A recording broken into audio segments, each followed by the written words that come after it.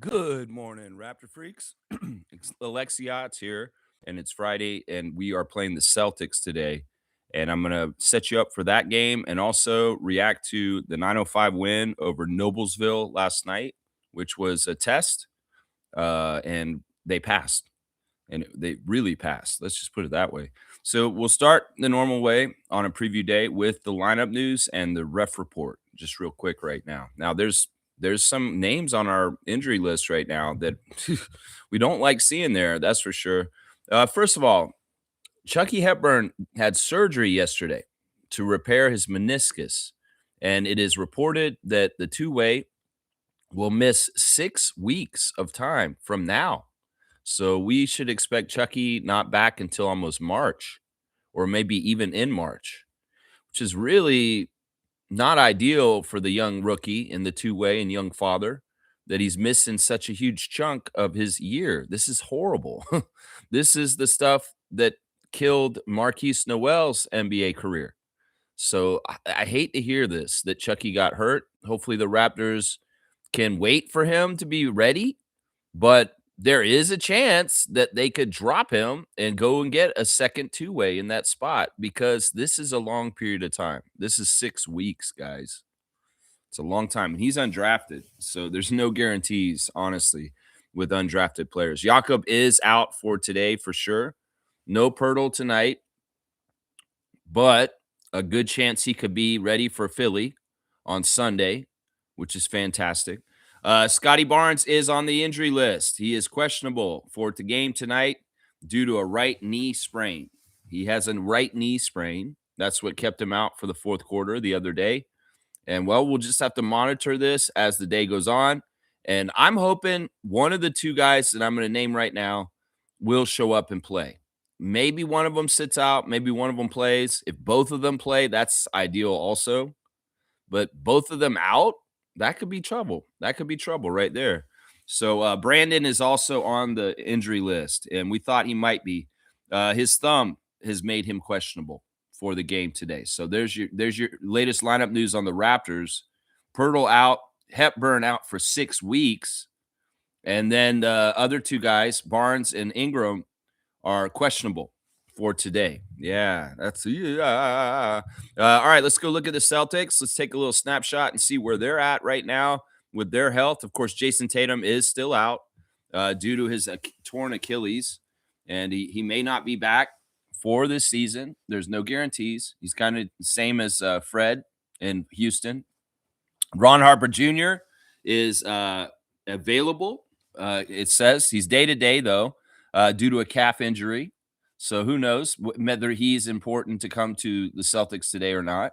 And then Josh Minott will not be playing tonight due to an ankle injury. So that's pretty much the injuries for the Celtics. So who should we be seeing in the starting lineup? Well, their starting lineup that has been healthy this year without Tatum, Peyton Pritchard, Derek White, Jaylen Brown, Sam Hauser, and Nemes Keita are the starting five for the Celtics. Off the bench, Anthony Simons, Baylor Shearman, Hugo Gonzalez, Jordan Walsh, Luke Garza, and also Max Shulga and Xavier Tillman and Amari Williams. And it's crazy. Chris Boucher's name is not even on their depth chart.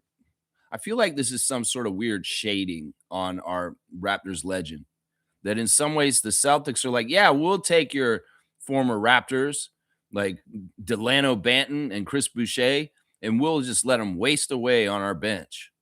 Yeah. I feel bad for Chris, man. I really do. The Celtics have been winning a lot. They have won. They've only lost 2 games in their last 10. So they're 8-2 in their last 10, including a win over us. And yeah, that's tough, man. That's tough. They're a tough team. This is going to be a tough battle. But the glory, the spoils for winning this game tonight, if the Raptors can pull it off, is that they'll be even with the Celtics in the standings. If we win tonight, we will pull up right next to them and be even in the standings with them. I think it's not going to be exactly even. Let me just see. No, it won't be exactly even. It'll be 20. They'll be 23-14, and we'll be 24-15. But the percentage points, I'm not sure if we would actually leap them or not. but we are technically a game behind them. In a game, when you beat them, they lose a half game, and when we win, we gain a half game. So technically, we would be even with them in the standings if we beat them tonight. If they beat us, we go closer to Philadelphia, who we'll see on Sunday. That's basically it right there. So that's your latest lineup news, and I know that they're predicting the Celtics are 70% chance to win tonight. That's what I think they're saying on ESPN matchup predictor. Yeah, 70% the Celtics will win is what they're predicting. I want to go against that. Let's beat that. All right, the refs. We did not get Ed Malloy, which thank God, but we got a guy who's maybe around like that, but not totally sure. He's an establishment ref. He's one of the main refs. We can tell because he was one of the guys who refed in the. He was one of the crew chiefs in the important time, and that's James Capers Jr.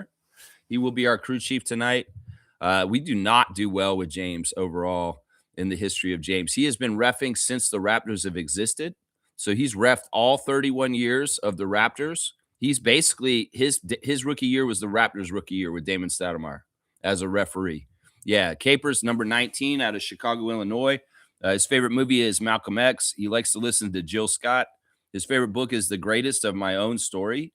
The Greatest, My Own Story, Muhammad Ali's autobiography. His favorite meal is lobster roll on Martha's Vineyard. His favorite app is Pandora. He'd like to visit Wimbledon, and his hidden talent is Bidwist. Yeah, James Capers considers his most memorable NBA assignment to be Game 7 of the 2025 NBA Finals between the Indiana Pacers and the Oklahoma City Thunder. So, yeah, he got to be a ref for the final Game 7 of the Finals last year. So that's pretty cool. Of course, his father was a referee, James Capers Sr. Now, James is in the red zone. He's right around Scott Foster with his win percentage with the Raptors. 45% is the win percentage. We have had him twice this year, and we won both the games. So we are 2-0 with James this year as a referee. The Raptors have a 45 winning percentage with him, and the Celtics have a 50% pretty much rounded up. It's 49.6. So 45 to 50, the split for the Celtics with referee James Capers Jr. Yeah, he's in the red zone. I don't like red zone refs for the most part. The second ref tonight is Ray Acosta. Ray Acosta, number 54, his ninth season out of Elizabeth, New Jersey. His favorite TV show is The Sopranos. He likes the movie Scarface. He listens to Michael Jackson. His favorite book is Rich Dad, Poor Dad. He'll eat anything Italian, which I've got this right now here. It's like, look, y'all straight goods on non-American Italian goods or Canadian goods. Garofalo, Italian pasta. I've got some, what is this? This is like penne or something. Quinoa penne, and then we got some spaghetti.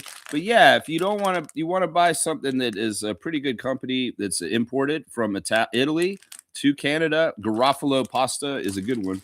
And I like to get the gluten-free because I'm gluten-free, and it's a lot of rice and quinoa in it and corn. But yeah, this is good stuff. Straight goods on Canadian goods or international goods. Garofalo pasta. Check it out. I got the impulse because Ray Acosta likes anything Italian. His favorite app is Netflix. He most like to visit Maldives. His bucket list is to be in a shark tank surrounded by great white sharks, and his hidden talent is dancing. Ray Acosta has spent 6 years as an NBA G League ref, working the All-Star game and finals in 2017. Ray is probably the worst ref today. As far as we have one game with him this year, we lost, and our winning percentage with him is 43%. 43% win percentage. He's in the red zone also with James Capers and Scott Foster and Ed Malloy. And the Celtics went really well with Ray Acosta. They win 63% of their games. So it's a 43 to 63 split for Ray Acosta, and that is not even close. That is not even close. So those two refs, James Capers, I hope you're really fair and you don't do weird, shady shit. Ray Acosta, I do not trust in the least. At least the third ref is a ref that has been good luck for the Raptors in past years, recent years. Danielle Scott, number 87, her fifth season out of Woodland Hills, California. Her favorite TV show is The Fresh Prince of Bel-Air. She likes the movie Love and Basketball. Her favorite book is Think Like a Monk. She likes to eat chicken tikka masala. She likes to use Pinterest. She most like to visit Iceland. Her bucket list is to learn sign language, and her hidden talent is photography. Danielle Scott worked the Rising Stars competition and All-Star Saturday night events at NBA All-Star 2025 in San Francisco. Yeah, Danielle, we've had her this year once or twice already. And, well, we've won both those games. So our record with these refs for the season so far is 4-1. So that's pretty good. We win 64% of our games with Danielle Scott in her young NBA career. And she's in the pink zone, which is up near the top, near the purple zone is the best zone you can be in. The pink zone is the second best to be in on the Ref Report spreadsheet. And she's risen to the pink zone this year because of the 2 wins so far this year. The Celtics, on the other hand, win 57% of their games when she is present. So 64-57 for the Raptors with the third ref, Danielle Scott. So, yeah, man, she's not the senior ref. She doesn't really have a whole lot of leadership power in this ref crew, but she has been around. We won a lot with her last year. We had her as a ref many times last year. I think we had her like 6 or 7 times last year, and we had a pretty good winning record with her as one of her refs for the year. So, yeah, that's the ref crew. James Capers Jr., Ray Acosta, and Danielle Scott. It could be worse. It could be worse. It's going to be tough either way because it's home for the Celtics. And in some ways, we're hitting a couple of unfortunate injuries from the Charlotte game that who knows? It really will a lot depend on Scotty and Brandon's availability. And also, well, if they are going to be out, well, it's the RJ show, obviously. RJ and Emmanuel will obviously try and continue to do what they did in the fourth quarter against the Hornets in the absence of Barnes and Brandon, in the absence of them. All right, let me check in on you guys' comments. We got to react to the 905 game, which was fantastic last night. We got 5 stars for that and all that kind of stuff. All right, let's see. Bryce has brought up something. And I was going to do this. This is actually in the Instagram stories loaded right here. He's brought this up. All right, Chomshay posted a picture of him. He's still in Canada. He's in Vancouver. Yeah, I caught this too. I guess Bryce is a Raptors freak, and he's catching stuff just like we are. He follows him on Instagram. Yesterday afternoon, Ulrich Shamshay posted a crazy snowy picture in West Vancouver with the snow on the ground and it very foggy and dark outside. Very interesting that he would post this. I'm wondering why. I know that Shamshay, in some ways, as a kid from Cameroon, has a fascination with the cold, the winter, and the snow in Canada. Some of it he doesn't like, but some of it also, I'll bet, it's just so different than what he's used to, where he comes from, because he lived really close to the equator. Let's just put it that way. This is cool stuff in some ways. I don't know why he would post this. Maybe he's just telling people he's still in Canada. Don't get mad at me. There is still a chance I'm a Raptor. I have no idea what to think of this. Maybe we can put 1 and 1 equals 2 with Mo Bamba getting discarded and not needed, that Shamshay may be coming. I don't know. That sounds crazy. Maybe it's true. I don't know. But either way, Shamshay is in Vancouver, as Bryce said. We're doing the Instagram stories because that's my cue. There's Emmanuel walking into the game and his Instagram with his mother, which is pretty cool. Coming down the hallway in the Scotiabank Arena with Miss Quickly. Pretty cool. Very, very cool. Let's see. With God, you'll never lose is what Emmanuel's posting like crazy right now. And that's a statement on what happened the other night. That's a statement. When you put in the work and you do the job right, like Scotty said, you get the results. And Emmanuel Quickly is like that. Okay? And don't forget that, Raptors Nation. I need to tell y'all that. I might have to remind y'all this every once in a while before you get out of pocket with your bullshit. Seriously. I might have to remind y'all. Jonathan Mobo has an interesting picture of him with a pose at the Raptors game at Scotiabank Arena.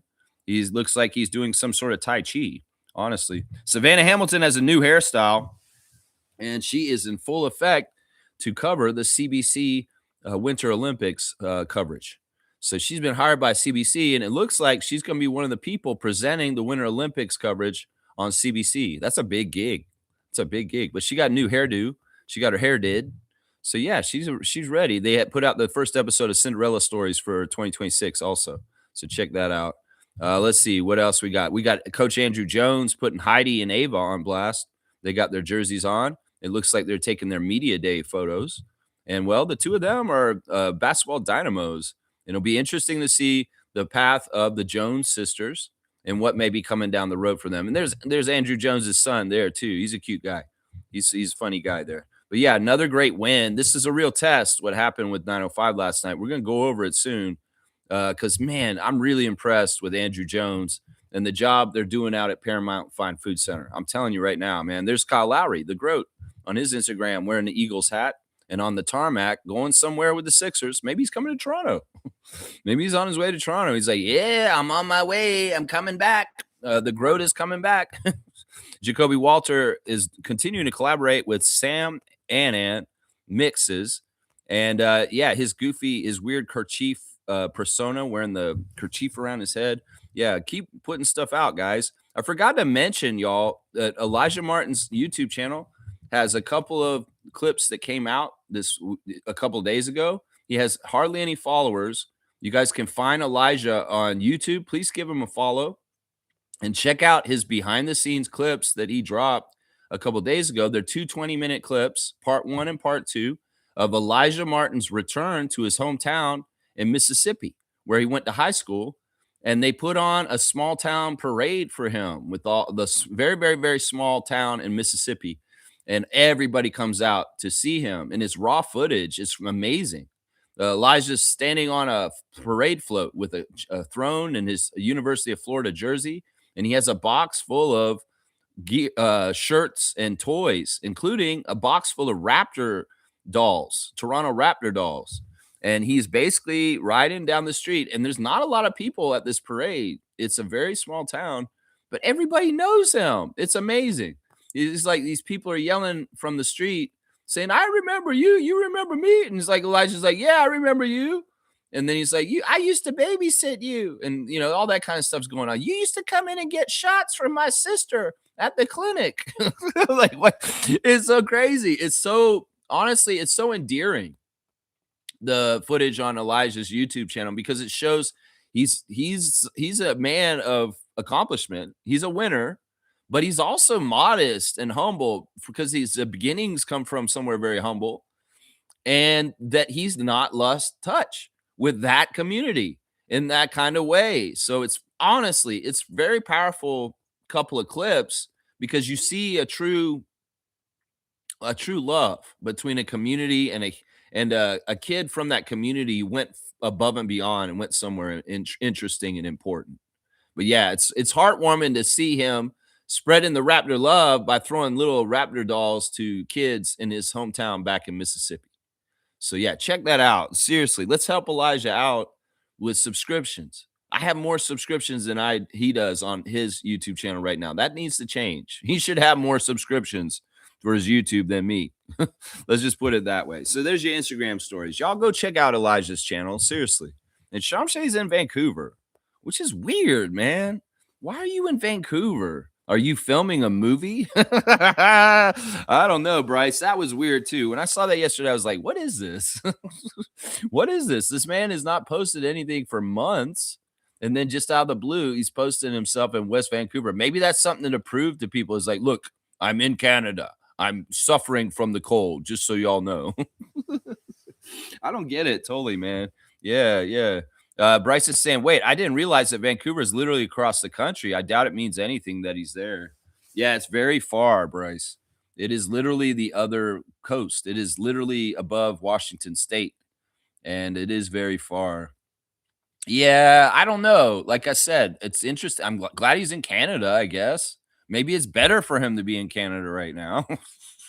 But yeah, I hope that he's getting better, and I hope that the fitness to play panel gets their head out of their ass and clears him to be able to play again, because it's fishy stuff. It never made sense to me, and it seems like it's so screwy, man. Trevor J's words of wisdom. Good morning, Commissioner Fun, Trevor J. Never regret having a good heart. What you give with kindness has a way of finding its way back to you multiplied. That's an awesome, awesome, awesome words of wisdom.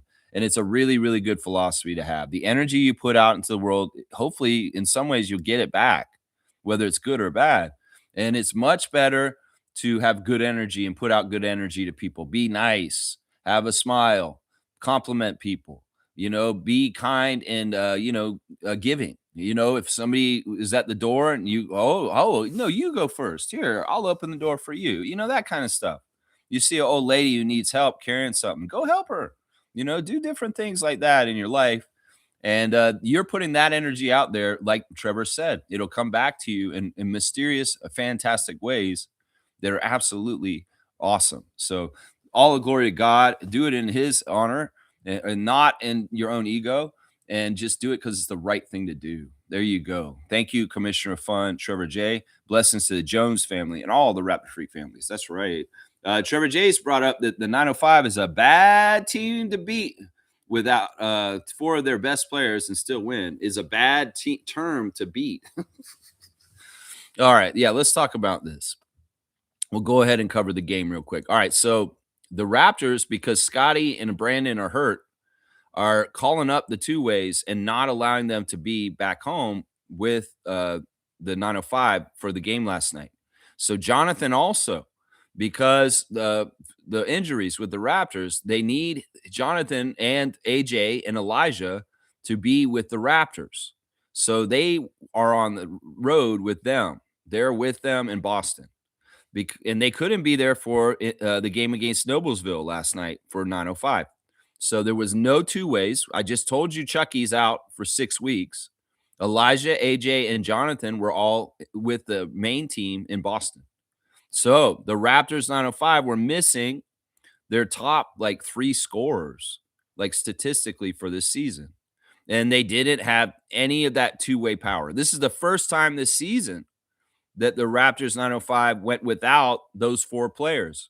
They always had at least 1 or 2 of them, usually at least, in each game. And most of the time, a lot of times 3 of them or all 4 of them. So this was a real test for Andrew Jones and the 905 next man up mentality. And I think Warren Ward had the best line last night. And I have to say this, and I know G's going to be very happy that I said this, because the way we beat Noblesville last night, who had Slauson, yeah, they had they had their best players in some ways for that team. We routed them. It wasn't even close. We played with 9 guys for the most part. We had 10 available, and we routed them. We did not have our best that we could have, and we had the bench coming in to start. And Warren Ward, as he said, our bench has a bench, and they will mess you up. That is a direct line from what he said last night. He said, our bench has a bench. I've never heard somebody say that before, that our bench has a bench and they will mess you up. That was a classic line. I had to commemorate that, man. When he said that, I was like, whoa, that's a bar right there, bro. He said, our bench has a bench and they will mess you up.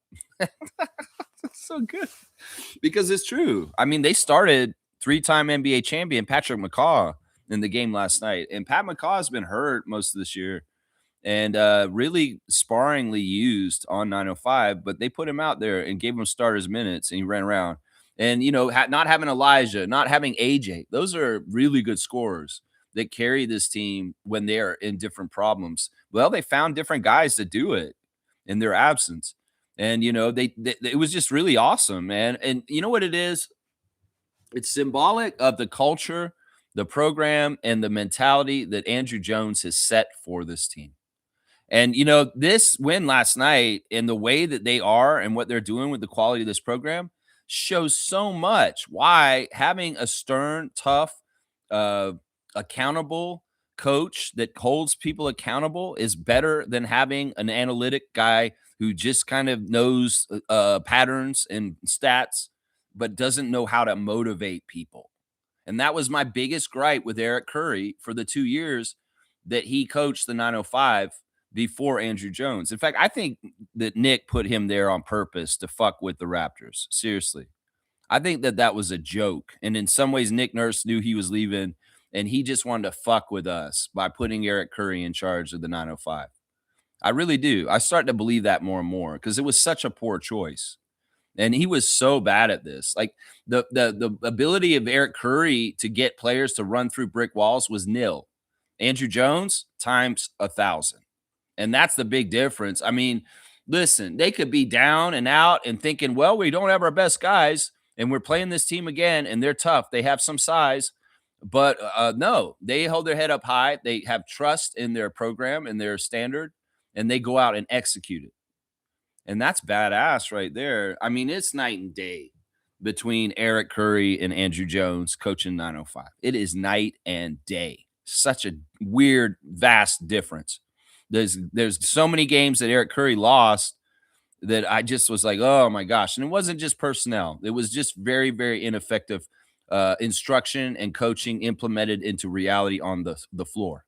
And Andrew Jones, he gets results. Let's just put it that way. He gets results, and it's amazing. My 5 stars of the game for the win over the Noblesville Boom, the second one in a row in a 2-game series here in Toronto. My number 1 star last night was Tyreek Key. They gave the chain to David Roddy, and he deserved it. But you could make a case that Tyreek needed it too. These are the guys who stepped up and did a lot of the scoring to carry the team. It was, they held the Boom to 98 points, first of all. So they did an exemplary defensive job. But Tyreek Key, 33 minutes, 26 points on 9 of 15 shooting, 4 of 8 from 3, 2 of 2 at the free throw line, 4 rebounds, 2 assists, 2 turnovers, and 3 steals, a plus 18. He was just a dynamic player. I mean, with the 3 steals and then also making 4 threes and getting 26 points, we needed somebody to score. And Tyreek Key is a very good scorer. Very, very good scorer, very good professional player, and a lot of confidence in him, in his play. My second star of the game is the chain winner, David Roddy, who really became the go-to guy. They were basically running the ball through him a lot of the game.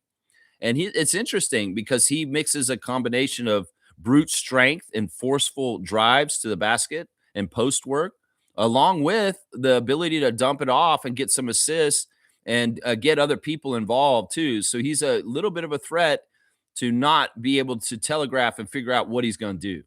And he uses that. And the fact that David Roddy has NBA experience and he's played a lot of time in the NBA, well, the 2 best players on both sides were both guys that had NBA years, Cody Martin and David Roddy. So Roddy, 26 points in 34 minutes. That's a big step up right there. He's had a couple of 20-point games this year already, though. So this is not like a weird, wow, he made 26.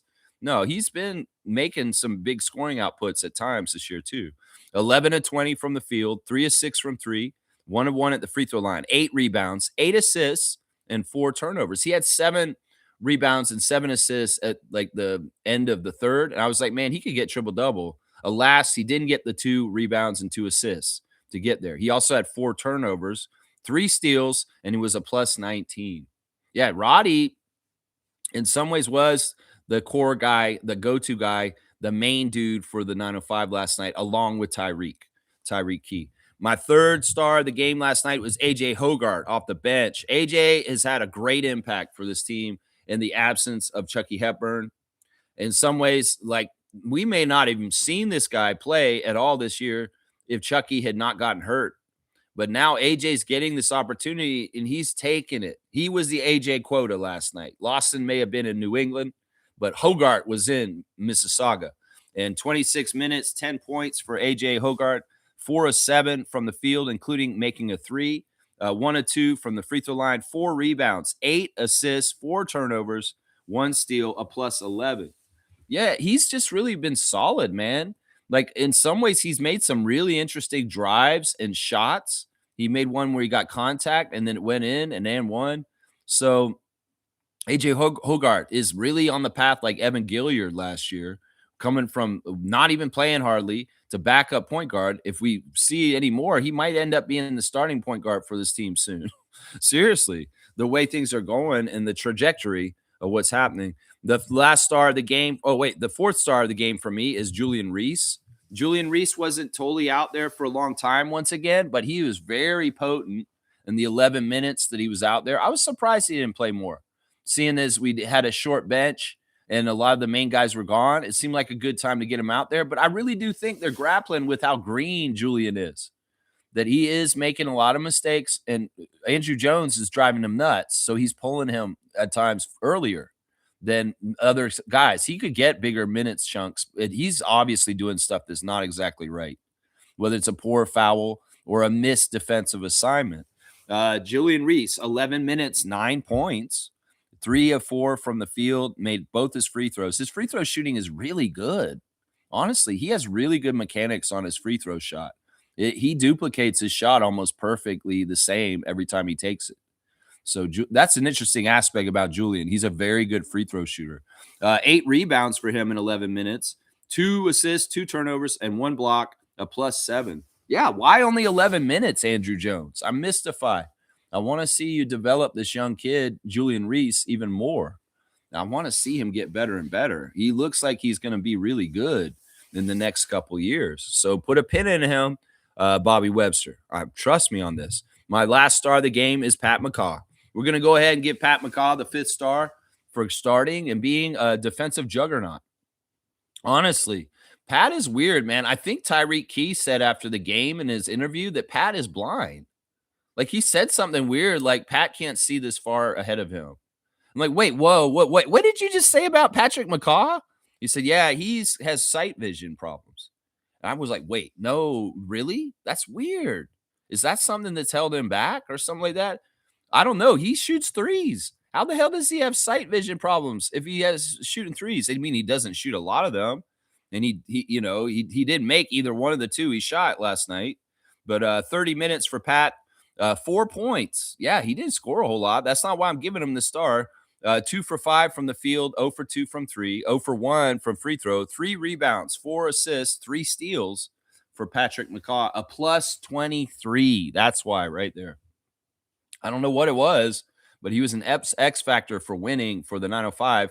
And they outscored the Noblesville +23 while he was on the court last night. And that's the highest plus minus out of all the 905ers. So, yeah, he must have been doing something right for that to happen. But, yeah, I'm still mystified by what Tyreek Key said to Lindsey Dunn after the game about Pat not being able to see.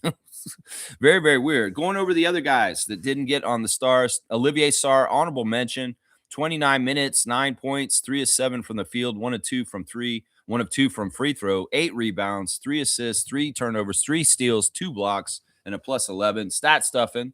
So Olivier, even if he's not effective offensively, at least he's getting steals and blocks and rebounds. He's doing that. That's for sure. Jarkel Joyner, a tough night at the office. He did chip in his points, though, to help. 32 minutes for Jarkel, 16 points on 5 of 14 shooting. 3 of 8 from 3, 2 of 3 from free throw. 3 rebounds, 5 assists, 1 turnover, a +13 for Jarkel. Tyson Degenhardt, I was hoping he would have a big scoring game in the absence of those guys, seeing as he's such a prolific scorer from his university days.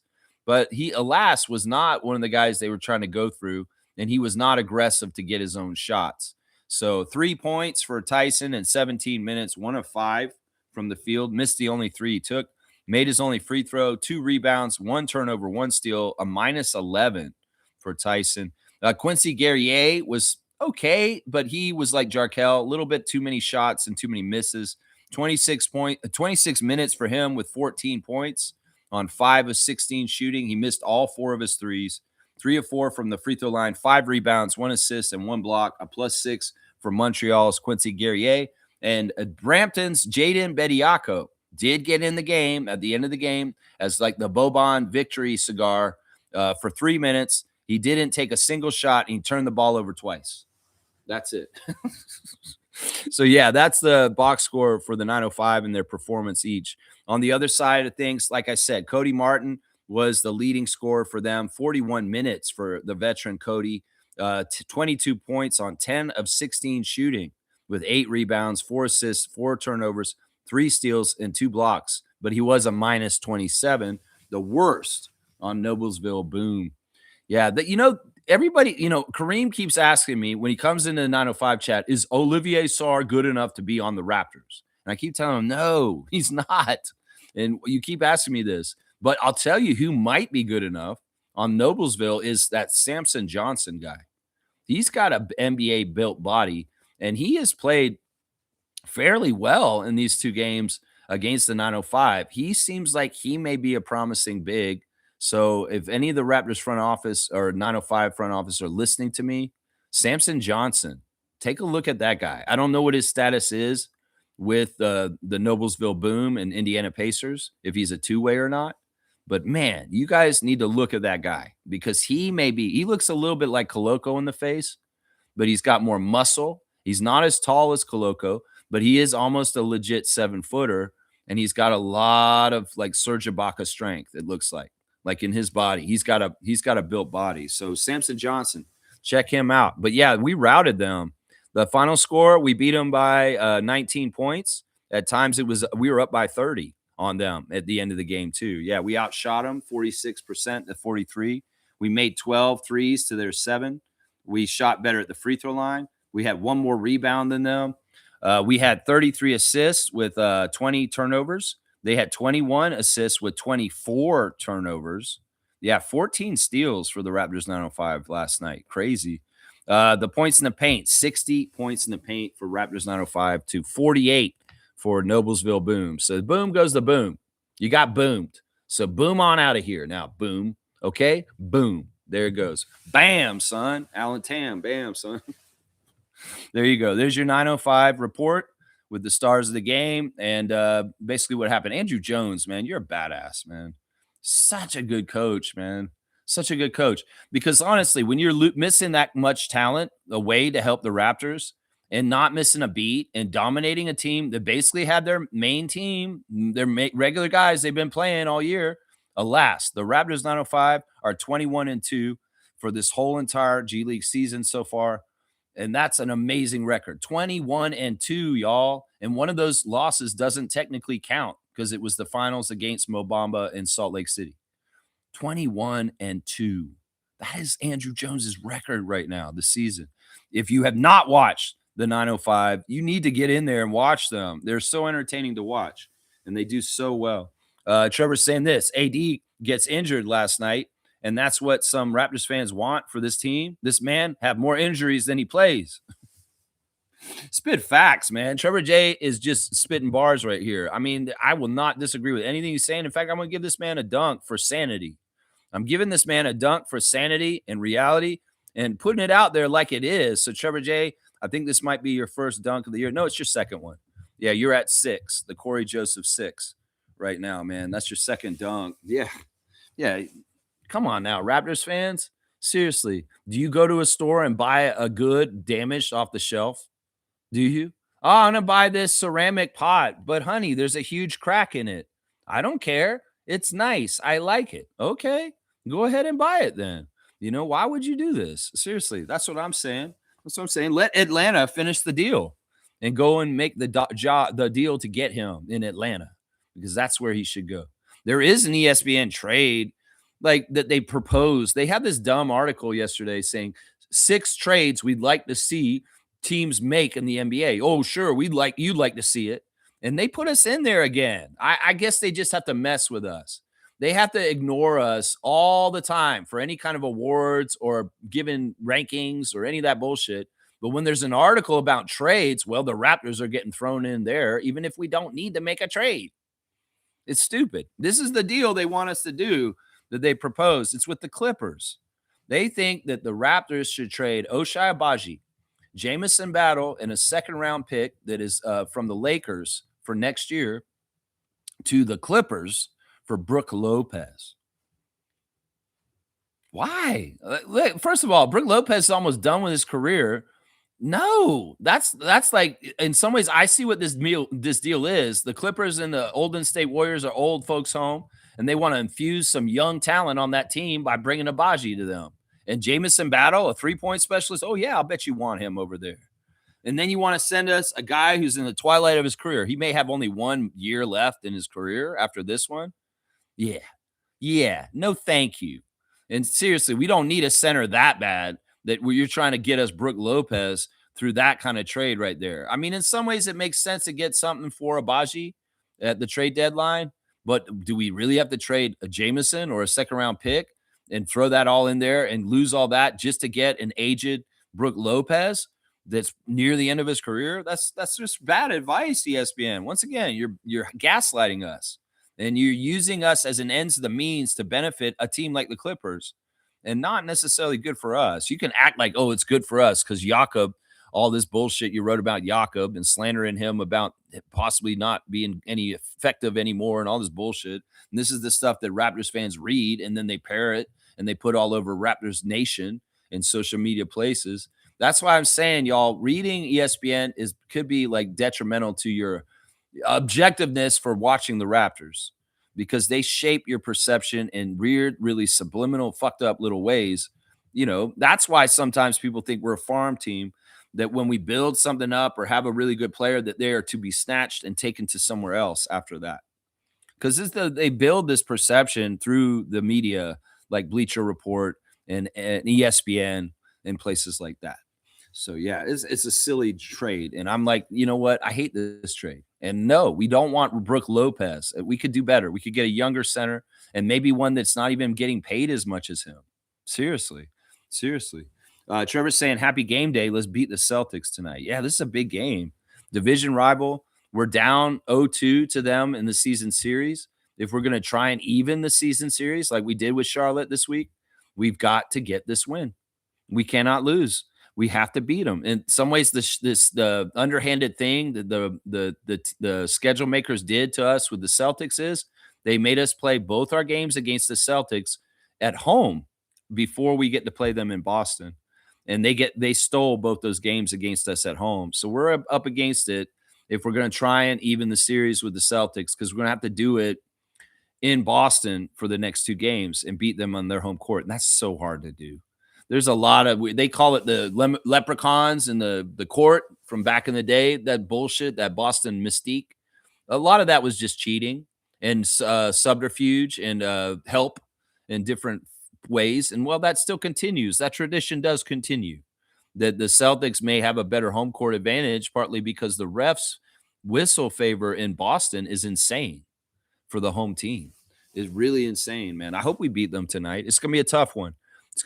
In some ways, if the 905 can win their game last night with the players that they had and the short things they have, the Raptors, depending on what we find out about Scotty and Brandon this afternoon, well, we'll have to see if they were up against it in a really difficult task. But who knows? Maybe they're crazy and awesome, and Manuel's protected by God, and RJ's just like that as the hometown hero, that these guys are going to go out and beat the Celtics in Boston, even shorthanded tonight, even on the road. I don't know. In some ways, I pencil in that we can lose this game tonight in some ways, because in some ways the NBA might want us to, but I don't want to lose. Let's beat them. Trevor's right. But if they do lose the Celtics in Boston tonight, I hope Raptors Nation isn't all falling out all over the place tomorrow. Seriously, this is a tough situation we're going into tonight. It really is. Trevor's saying Indiana finally snapped their 13-game losing streak by beating Charlotte. That's very interesting, because we just beat Charlotte 2 nights ago, and they had to play a back-to-back, and then they came and played Siakam and the Pacers, and they got beat by them. In some ways, that last-second loss by Emmanuel Quickley's 3 maybe has hurt their momentum all of a sudden. Charlotte had some really good vibes, the way they beat us those 2 games in the fall last year, and they were on a roll, and they were starting to build things. In some ways, Quickley shot, and what happened in our game on Tuesday, or on Wednesday, or whatever it was, Wednesday. Yeah. That could have affected their momentum. And all of a sudden now they're losing to the worst team in the Eastern Conference. That's very interesting, Trevor, that Charlotte turned around and lost both games of a back-to-back in the last 2 days. That's very interesting. Jimmy Pope is here. Good morning, the Pope of Positivity, a longtime Raptor freak. Jimmy, people obsession with AD is funny.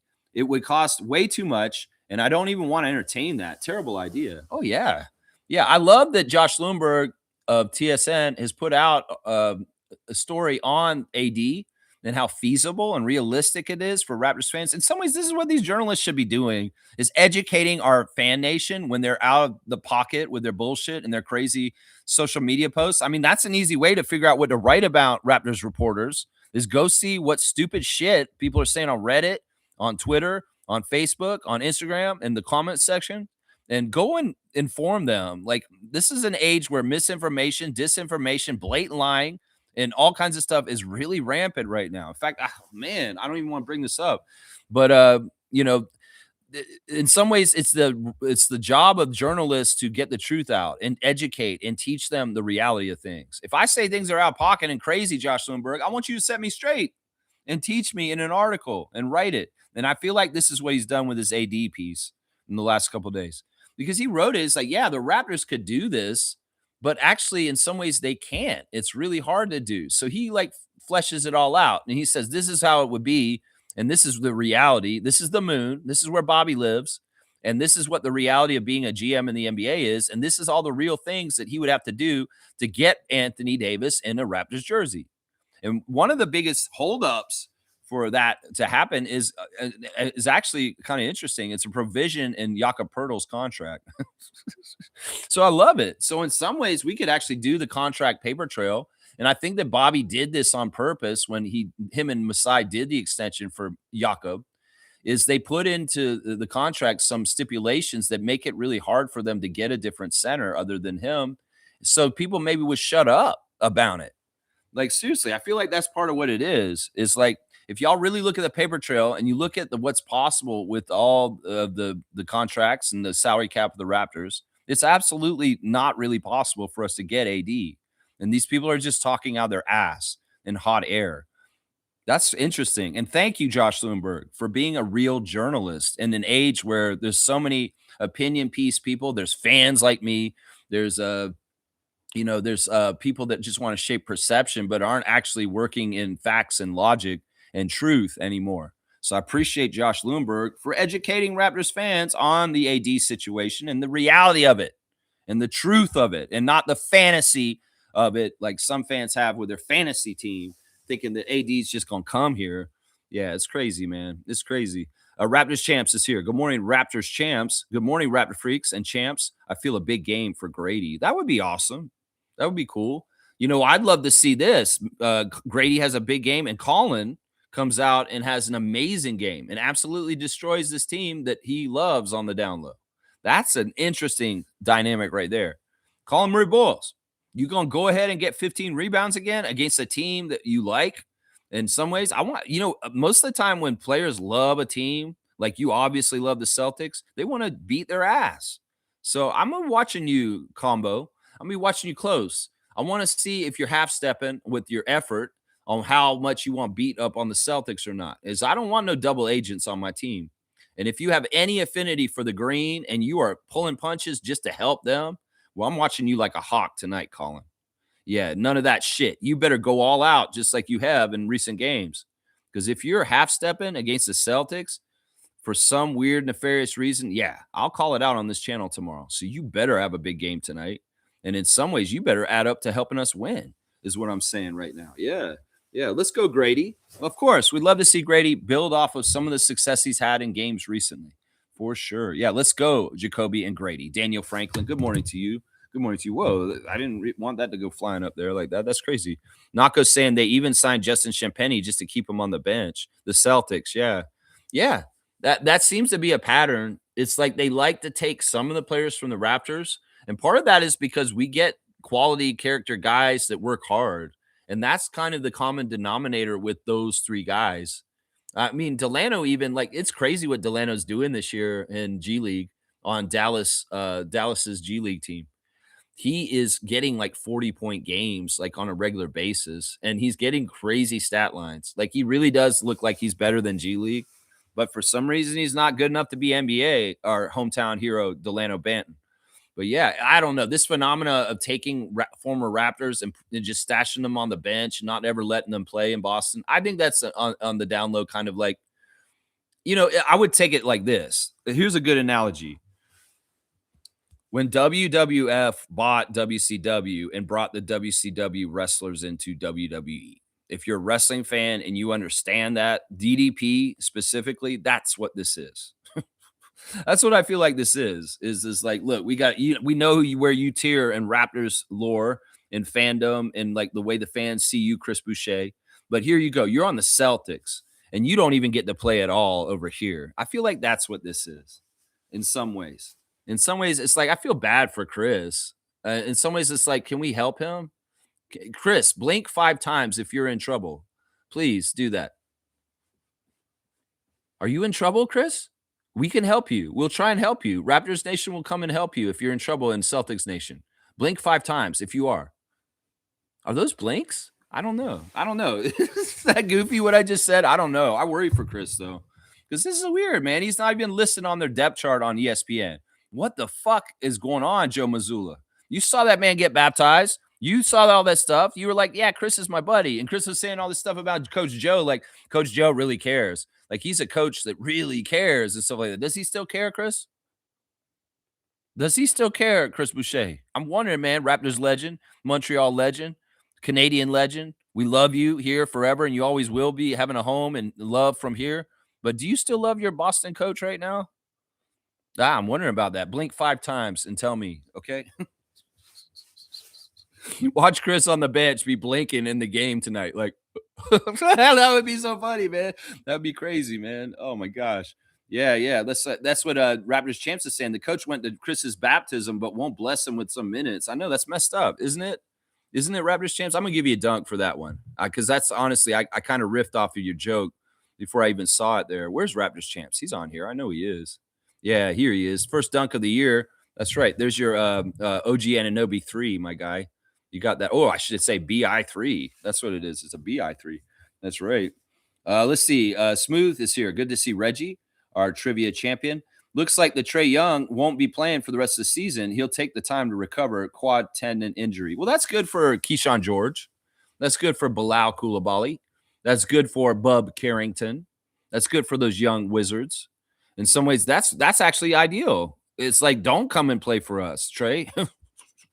Good. So he's doing kind of like a Brandon Ingram. I don't think he's that hurt. I'll bet you he could have been playing, but maybe he's butt hurt. That's what he is. He's butt hurt.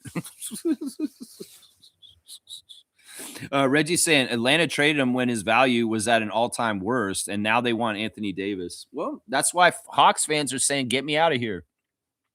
That's why Hawks fans are soliciting other fan nations saying, can I come and be a fan of your team now? Because I'm sick of this shit. You know, that's when you know it's really bad. Are Raptors fans clamoring to get the hell out of our fan nation? Not usually, no. If they are, they were never real ones. But that's what I'm saying. Maybe that's a good way of testing whether your team's doing well or not. Are fans jumping off the bandwagon, running away from you like it's a toxic dump? Like, seriously, has that happened in Raptors Nation, even with Tampa, even in the years since the championship? I don't think so. Maybe some people are casuals are like, yeah, I'm not watching them anymore. Or, oh, they're doing so bad. But yeah, Hawks Nation is like, this is crazy.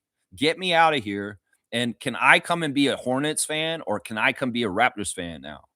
That's the kind of stuff that's going on right now. Seriously, we could get all these new NBA chefs from Hawks Nation all of a sudden because of this. It's like, man, the Raptors, did you see what they did to Charlotte? Oh, we hate Charlotte. That was awesome. I love seeing Quickly hit that shot against Charlotte Hornets. I hate Charlotte so much. They're a division rival. Maybe we should be Raptors fans. Yeah, you know, a raptor is like a hawk. A hawk is a raptor. Yeah, we could do this. Hawks Nation. Let's join Raptors Nation. I don't know. There's probably a couple of Hawks fans that are jumping over to Raptors Nation all of a sudden because they're fed up with their franchise. I mean, this is plausible. What I'm saying here, right? Isn't this plausible? Shaq Lindsay's here. Good to see Shaq Lindsay. Thank you for you and Reggie and others that support the channel. I appreciate you guys so much. Rich Paul thought that he could use us as AD for his fragile AD. Oh, as a chip in the whole discussion.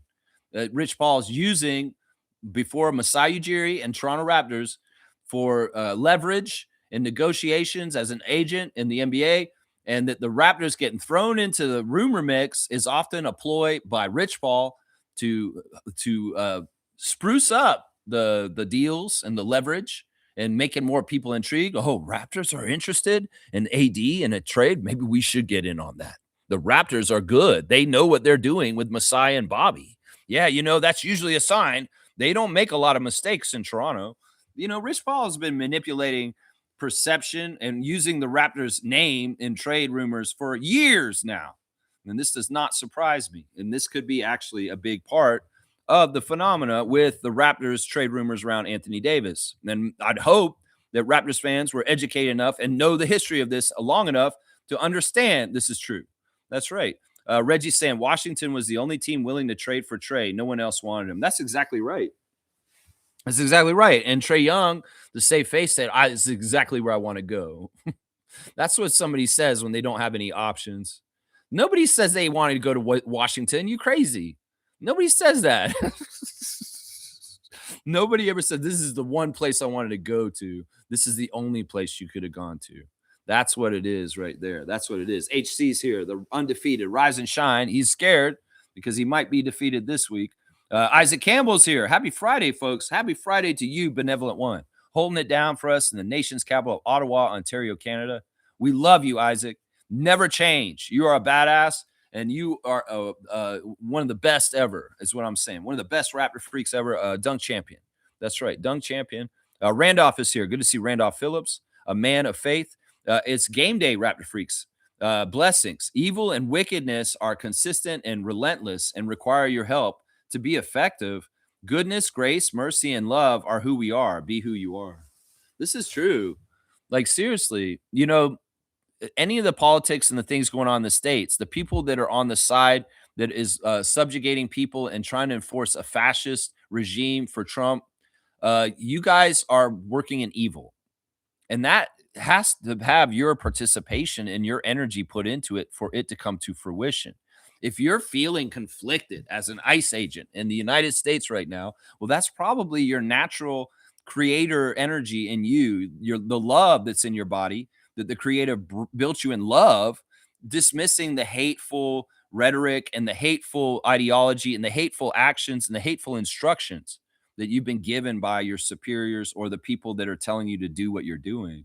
In some ways, your body in stress can manifest in this kind of stuff when you're in not in alignment with your true purpose is to love and be a human and to be peaceful and to be all that stuff. If you think that you're supposed to be warlike and you're supposed to subjugate people, you're supposed to traumatize people, that is not your correct natural energy in this world. You've been corrupted and you've been toxified by rhetoric and ideology to hate people and look down on people and subjugate them.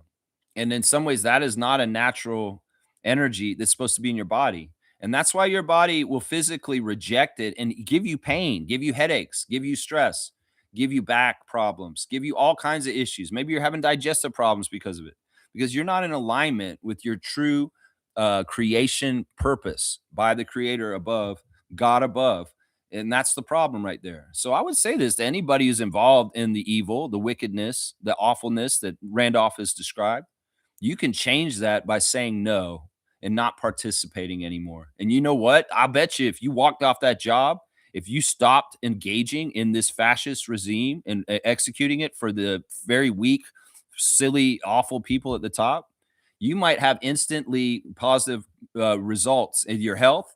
And you may even actually feel like a weight lifted off your shoulders, like your conscience is clearing.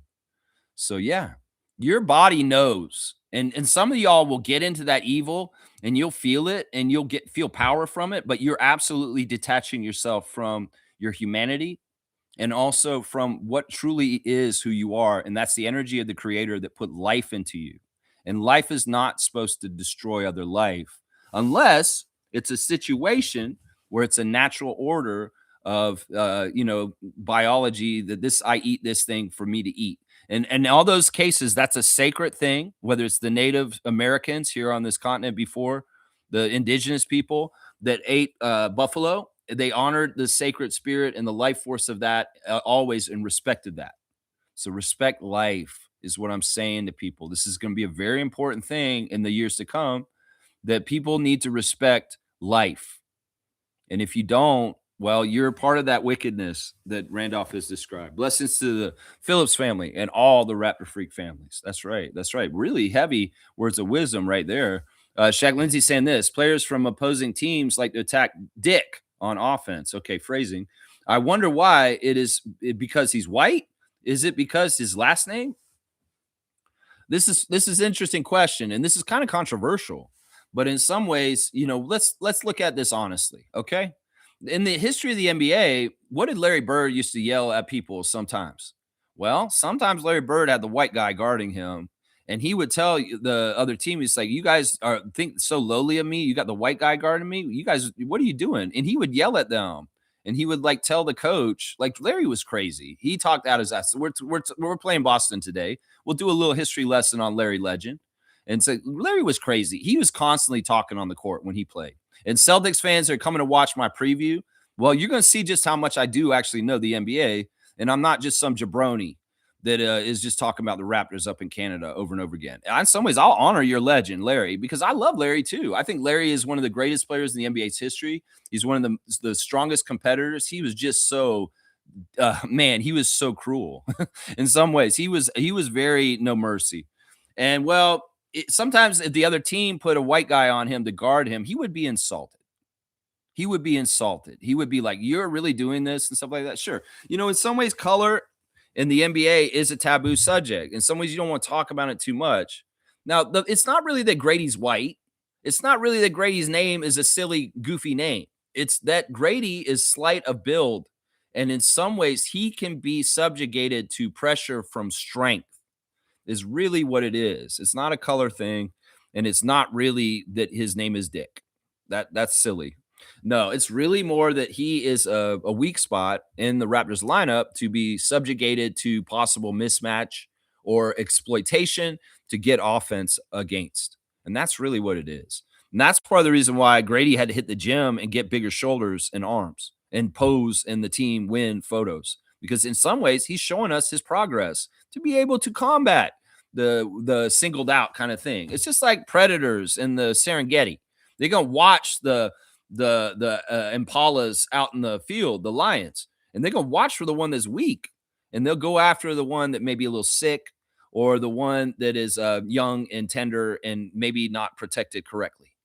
So that's kind of what this is that in the herd of the Raptors, if somebody's going to go pick out somebody that's susceptible to be exploited for offense, Grady is usually at the top of the list. And that's a big part of it right there. So, yeah, Shaq Lindsay, it's more that. And phrasing. You said attack Dick. Shaq Lindsay saying this. Or is the blueprint out on him with BI out? I need to see more from him on both ends of the court. Well, we'll see if Brandon is actually out. I have a feeling he's going to suit up and play tonight either way.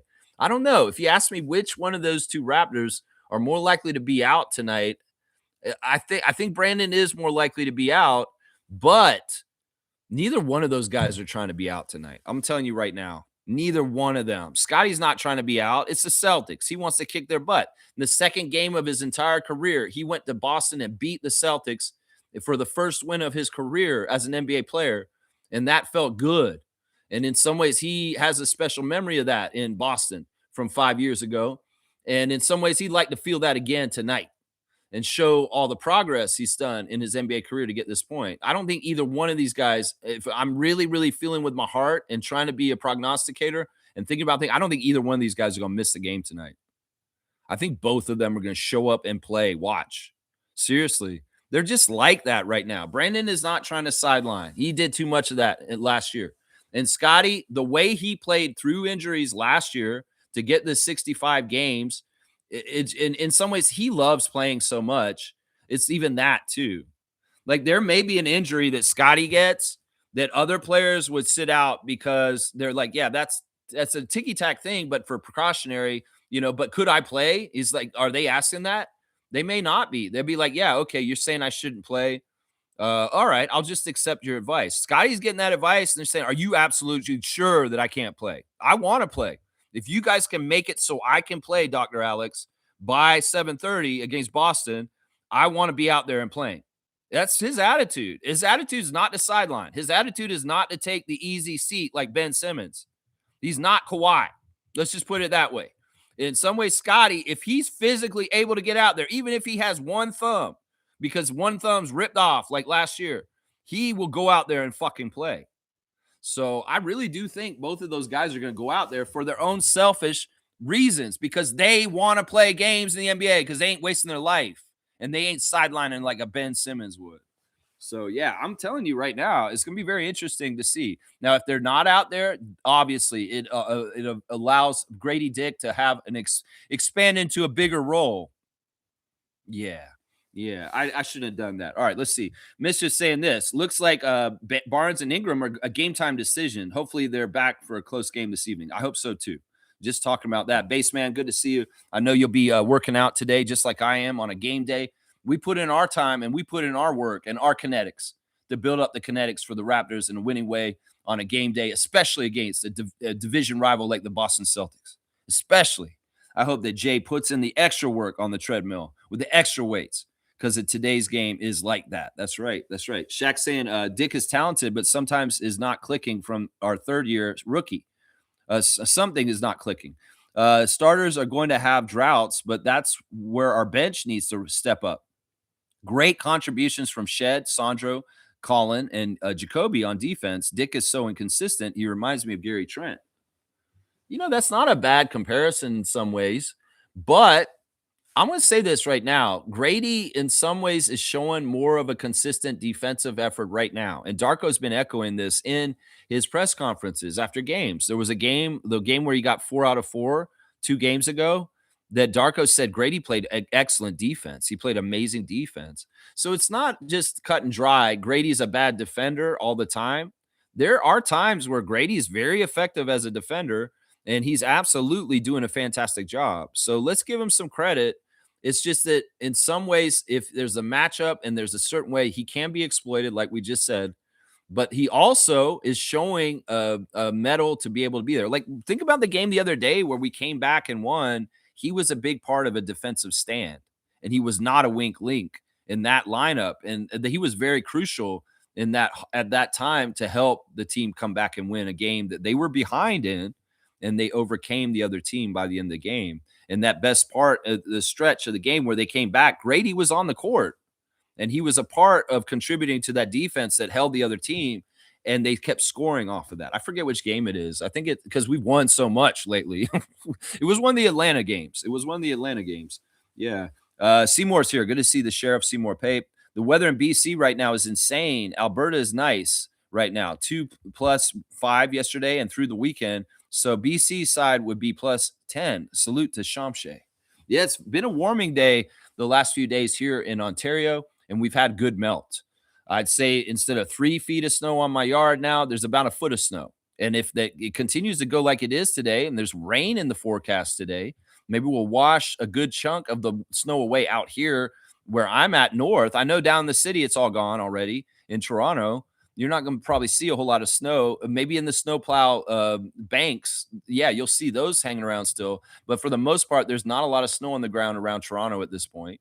And out here, well, I might start seeing some grass later on this afternoon, depending on how much of a melt and a rain that we get today. So this is a plus. Temperatures have been fantastic this week. And we got them out here too in Ontario, just like you in Alberta, which is awesome. It's awesome. Let's get this melt this stuff away for a bit and get a little break from the marshmallow topping that's out in the yard right now. That's right. Yeah. Fiercey's here. Good morning to Eye Candy. Good morning to the fastest fingers in the trivia world of the Raptor freaks. That's right. Good morning, fam, and happy game day. We need a get back at the Celtics. Always, always. In some ways, this is a marquee matchup for the NBA to show that the Raptors are not above the Celtics. So they really do take special care in paying attention to our matchups, whether it's setting up the schedule in certain weird, flaky ways, or it's the referees they assign to our games with the Celtics. So there is a lot of special interest by the NBA head office when the Raptors play the Celtics because they do not like the history of the 2010s where we actually would sweep them most seasons with DeMar and Kyle. We were such badasses in the Atlantic Division throughout the 2010s. We won so many Atlantic Division championships, and we ran the table on those teams because honestly, during that period of time, all the other Atlantic Division teams were garbage. The Celtics, the Sixers, the Nets, even the Knicks, all those teams were shitty, and we just ran that division for the longest time. And in some ways, they didn't like that. And in some ways, that we accumulated so many Atlantic Division championships, and it built up to a championship in 2019. So one of the ways the NBA may shadily kind of hold us down is to make sure that we're not top dog in the Atlantic Division. And Celtics are definitely a team they'd rather be above us, along with the Knicks. And that influences a lot of the energy around our games. So just like we had to go 8 versus 5 against Charlotte 2 nights ago, expect that kind of energy around our game tonight too. Even if we are missing guys like Scotty and Brandon. It's crazy. Good morning, Fiercey. Always good to see MJ. That's right. There's the hi from Seymour. Let's see. Fiercely saying, I was going to say breaking news in reference to AD's hand injury, but Trevor beat me to it. Are we even surprised, fam? You will want him on the Raptor squad? Who would want him? No, I wouldn't want him. No, none of us want him. Other people maybe. Now, that's a joke, right? You're saying breaking news? All right, Fiercely, you're trying to make a mom joke because that seems like a mom joke right there. Breaking news, Anthony Davis is out. I get it. That's funny. That's funny. We're going to give Fiercey a dunk. She's on her RJ for the year now. She's at number 9 with Rowan Barrett Jr. That's right. That's right. Good job. Good job. He should just retire at this point. So unreliable. That's not bad right there. Magnetic's back in the chat. Good to see Magnetic back in the chat. Thanks for your subscription. What an end to the game last night. You talking about IQ or are you talking about the Boom game last night? That Boom game was not really a crazy ending because we routed them and we deflated them. It was a real testament. Like Andrew Jones and the 905, even though they didn't have any of their two ways, they didn't have Jonathan Mobo. They absolutely stole the spirit of the Boom. Like they crushed them in the fourth quarter. These guys looked so dejected and sad. And Warren Ward and Ben Schulman were talking about how it's so bad for the Noblesville Boom that they can't make shots. They've lost their confidence so badly against the 905 in this situation. That's power right there. You didn't just rout the team. You didn't just beat the team with none of your main players. You demoralized the team to the point where they were ineffective and missing shots and playing carelessly because they didn't even know if they were professional players anymore. That's powerful, man. That's crazy, isn't that? That's what they did last night. I'm serious. They did that to them in the fourth quarter. They demoralized them. That's right. Fiercely saying whoever has AD on their fantasy roster, I feel for you. Well, that's somebody I would never ever pick up on my fantasy team. I think I maybe have had him like 10 years ago when he was a Pelican, and that's it. I think I had him 1 year, like early in his career, when he was still like a quadruple double monster, possibly. He was such a good player in New Orleans. He really, I know he got a Mickey Mouse championship with the Lakers and stuff, but that was really a bad career move for him playing for the Lakers, guys. I'm just going to say this over and over again. I feel like Anthony Davis became a worse player while he was on the Lakers and that LeBron had something to do with it. I know Bryce gets mad when I say that because he loves LeBron, but I really do feel like this happened and that Anthony Davis being on a team like the Pelicans and being the man there and doing so much more, he could have developed into being so much more of a franchise player if he had not gotten traded to the Lakers. And that sucks because in some ways it was a trade. It wasn't his choice. And I don't know if he has a regret about that. I mean, he got a chip and he has memories in LA and stuff. But man, I've often wondered what would Anthony Davis's career have been like if he had never ever been a Laker? Because he could have been like if he had had more health, luck, and he could have accumulated some amazing stats and be somewhere on the career lists, like with crazy stuff, because he was a stat stuffer. In some ways, in the Lakers, that stuff went away.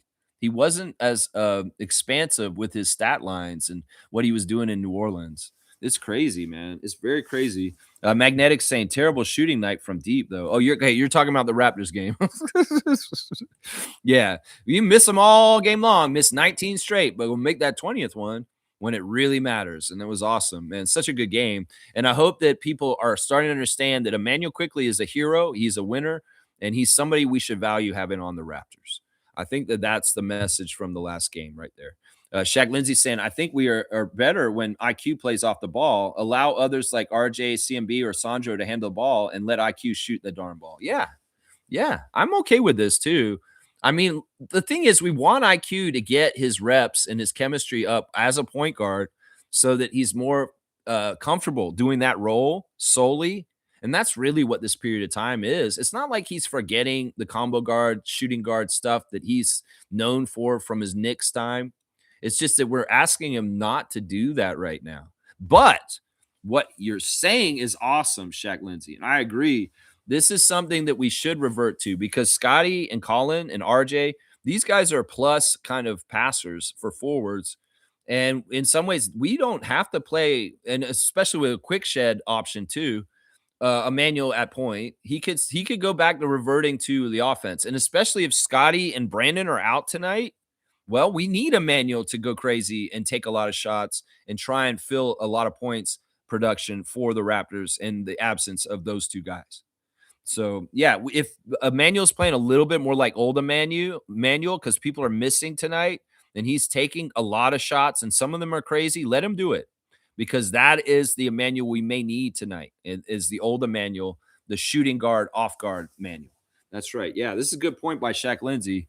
And that Emmanuel can come back every once in a while, but he's being very controlled with what he does right now. And I like this, man. In some ways, he's been a lot less chaotic and a lot more dependable playing the way he has now. But the chaos is good sometimes, because the chaos that Manuel can spread and cause can be a quick scoring burst on a run for the Raptors, getting a lead evaporated for the other team and being ahead of them all of a sudden. So that's the power of quickly. Is in some ways, look, chaos is a very powerful tool in some ways, because you can get really interesting things that happen in chaos, but it's also chaotic and it can go wrong also at times too. And that's kind of the thing there. That's right. Fiercely saying Brook Lopez doesn't rebound. We are good. They're saying that maybe we should get him because he can make threes right now. Stacking off of Magnetic's comment. That's right. Yeah, Brook Lopez does fit though. Does he though? Does he? I mean, where's the whole adage of like he's not on our timeline? Like, why are people saying stuff like that about Brook Lopez? Because he isn't on our timeline. No, he's not. Like, if you really think about it, Reggie, is Brook Lopez on a timeline to help us get the second championship? Probably not. The time's expiring from him. And in some ways, it's like, okay, do we want to trade these young prospects, Battle especially, and Abaji too, for a rental of 1 year of a aged center who's got 1 foot out of the league? That's the issue here. That's the issue here, right here. Jimmy saying this, honestly, trade isn't terrible, but I wouldn't give up Battle. Yeah, I wouldn't give up Battle. And it's like, look, what are you going to get out of Brook Lopez? What's the value? Is he going to Olajuwon us? Like, seriously, is this going to be an Otto Porter? That's what I would worry about with this. Seriously, guys, think about it. Brook Lopez played most of his career in Milwaukee, and he just come out to Clippers this year just to really continue his career, just extend it a little bit. But was he really that close to just leaving? Yeah, he probably is. And so why would you give up 2 young players like that and a draft pick for a rental of a guy who could even be injured part of the time he's with you, and then you barely see him? Otto Porter, Olajuwon. Nah, nah, this is not a good one right here. It's not. Let's see. Seymour saying, Smooth, why you say that I'm interested in your opinion? I don't know what he said. That did he say your name? I don't think he said that. Smooth saying Lopez shoots threes and can play in the high post and limited bench minutes. Not a bad deal. I would do it. Nah. Like I said, the biggest thing for me is how much time does he have around left? And like, is that really worth it? Jakob's going to be back soon, and we're going to all see that that's not necessary. It's not necessary. The ESPN thing about Yak's back is really trying to just gaslight us. Seriously, he's going to be fine, especially since he got this extended rest. I'll bet you we're going to see the old Yaka back when he returns, guys. And you're going to see better producing and not as hurt Yaka Pirtle. Seriously, they don't mess around. Dr. Alex is badass. That man is a Naismith Basketball Hall of Fame nominee, and he's going to get Yak's back right. Let's just put it that way. Shaq Lindsay saying Dallas got in the way of their own success, even if they were gifted it. Getting Cooper was a steal, but not trading AD right after and tanking the season was a big mistake. They're not tanking the season. They are shitty, and they are exactly who they're supposed to be. In some ways, you know what the Dallas Mavericks are, Shaq Lindsay? They're a technical, or they're a foul that was called on somebody that was absolutely unjust, that was absolutely wrong. And then they're the free throw that's missed at the free throw line because the foul isn't right. Ball don't lie. It's just on a franchise scale. So you want to do manipulative, crazy shit, Adam Silver and Nico Harrison, and you want to hurt the Mavericks franchise by taking Luka out of there, and you think that you can just cover it up and keep them winning after that? No, ball don't lie. You get exactly what you get, and this team is not tanking. This team is as good as it is by its record, and they are losing as they should because they're not a good team. And a rookie named Flag was not going to be a savior that was going to launch them into the playoffs in his first year. The NBA is different now. And the impact that rookies have at this point are not on the huge scale like they did years ago. Victor Wembanyama wasn't a needle pusher in his first few years. So why does everybody think just because Cooper Flag showed up that Dallas is supposed to be in the playoffs? They're exactly where they're supposed to be in this season. And this is not about tanking. This is about the fallout over a really fucked up, convoluted, forced trade to the Lakers of Luka. And that this is what that genocidal bitch that owns that team deserves, is what I'm saying. So, yeah, you can't even say this. Dallas got in the way of their own success. They weren't going to have success this year. I wasn't one of these jabronis this summer, like Beyond on Basketball Rewind, saying that Dallas is back, baby, with Kyrie and Klay Thompson and Anthony Davis and Cooper Flag. I was like, that is a horrible team. Is that team going to do anything? And I was exactly right. Everybody who thought Dallas was going to be good last summer, Lex never said that. Lex said they are going to be shitty this year, and I was exactly right. That's the thing, man. I've been right on most of these teams this year. The only one I didn't get right is the one we're playing tonight, because I really did think that they would slum it this year to try and get a high draft pick in the absence of Jason Tatum. But I was right about Milwaukee, and I was damn right about Atlanta, and I was right about Dallas too. And everybody last summer going on and on about Dallas this, Dallas that. Ooh, they got a super team with their starting five. Bullshit. Kyrie's hurt. Klay Thompson, well, what happened with him? He hates Dallas right now. He's not fitting. Anthony's hurt. And Cooper Flag is a rookie. And he ain't doing jack shit. So, yeah, none of this with Dallas was all bullshit. They were not supposed to be a good team this year. On paper, they didn't look like it to me. People can inflate them and talk all this shit on ESPN. That's Cooper Flag shit. That's inflating them just on – and I knew the reality. I could see it. And the reality's in the standings. They are not in the play-in even. They are out of the playoffs right now. And that's exactly where I thought they would be last summer. Seriously. I didn't believe any of this bullshit. I've never, ever got on this Cooper Flag hype train and just believed all this shit they've been feeding us about how this and this. I don't believe shit until I see it on the court.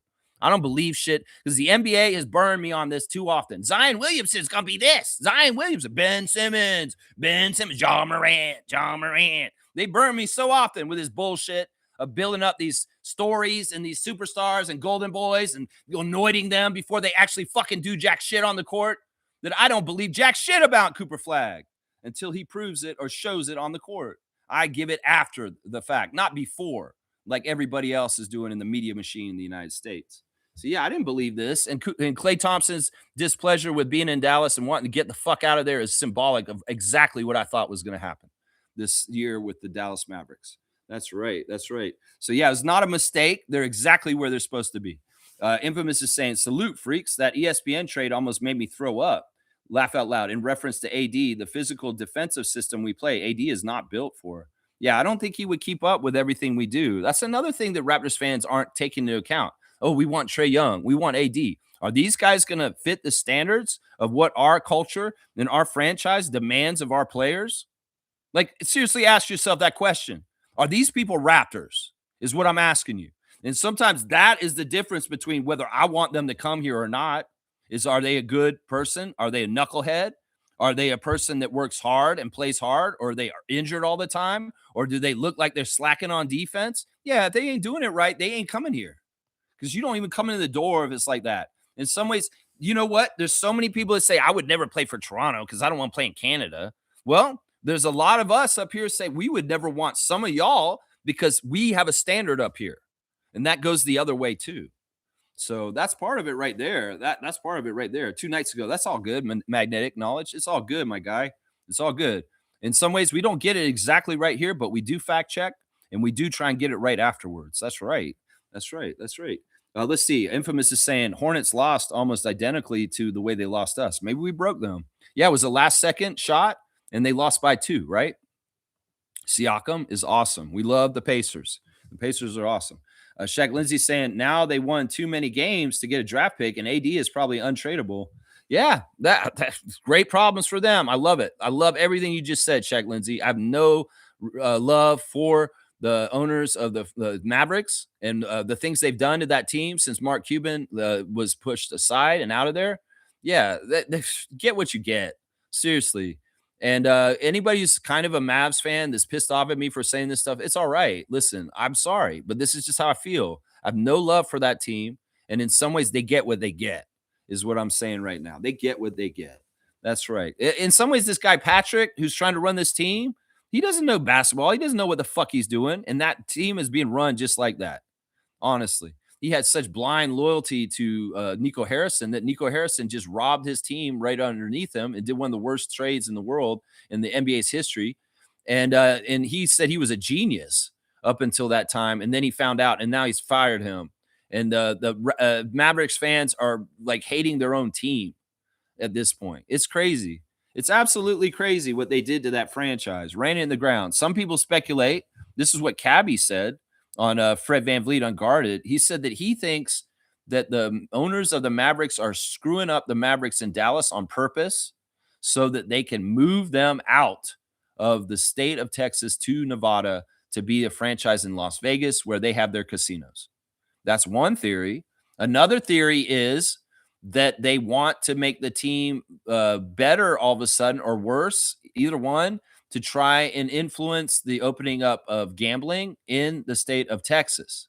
Because the owners of the Mavericks have an idea to want to build a casino in Texas. And right now, the laws in the state of Texas don't allow for this.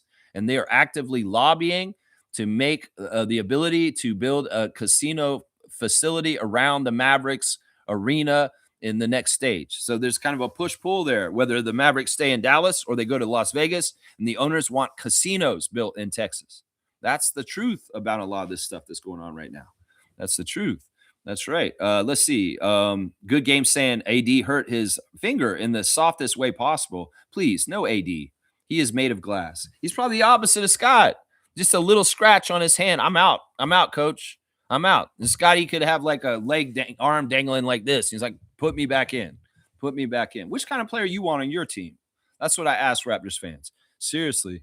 Shaq Lindsay saying, Lopez doesn't solve our tax issues. Yeah, in some ways, he doesn't solve any issues. In some ways, we may have been better just going 10-day with Mo Bamba. Seriously. Monique is here. The superfan Mo is in the house. Good morning, Raptor Freak crew. Happy game day. I'll be honest, this is the only game that worries me. I don't know why. Fuck Boston. Go 905. Well, it's because this is a team that's over performing what they were supposed to do this year. Their young Celtics have been going above and beyond and really filling in and keeping a good standard for Coach Joe. In some ways, the similarities to 905 and Coach Jones could be applied to the Celtics and Coach Mazzulla as far as the relay baton is passed to next man up, and these young guys stepping up in absence of Jason Tatum and some of the departures from their team last year, that they found gold in people like Kada and Garza and young players like Baylor Shearman. You know, they've been patching together. Jordan Walsh has made a jump again this year, and at times has been a very helpful player to their rotation. So that's a lot of it right there. It's scary because the Celtics are a favored team in this league that the NBA wants to put over us, and that's why it's scary, Monique. Because in some ways, this is not a game of 5 versus 5. This is 5 versus association, is what this game is tonight. And that's why the Raptors, if they really want to be ultimate badasses, well, let's go beat the association. Let's beat the Celtics on their home court against NBA narratives and storylines that they want to write. And let's get even with them in the standings. That's what I say. I put that test to the Raptors tonight and see if they can do that. Can we win 5 versus association? Yeah, it's not even 5 versus 8. I'm saying this is 5 versus association. Yeah, we'll see if they can do it. The Raptors are like that. We're badasses like that. We can actually overcome shit like this. And maybe we will. God willing, Brandon Ingram is wearing a Raptors jersey and he's on the court tonight. And we'll see that. We'll see that. That's right, man. That's right. Yeah. Seymour saying, interesting take, Smooth Brown man. And Smooth saying, yeah, Vince was really wanting to embarrass the WCW guys. I remember that well. See, Reggie got my analogy about what happened when WCW was purchased by Vince McMahon and wrestling became a monopoly. He got my analogy. And that's what I'm saying, what the Celtics are doing with former Raptors. It's the same kind of thing. Yeah, Reggie got it on the head. right there. That's right. G saying he's calling him Anthony Carton of Eggs Davis. Carton of eggs. Seymour's laughing about that. All right, G, you're going to get a dunk for that. G's not often getting dunks for funny, but he's getting his first dunk in 2026 for a carton of eggs joke. There you go. That's funny, man. That's good stuff. All right, let's see. Keep on going.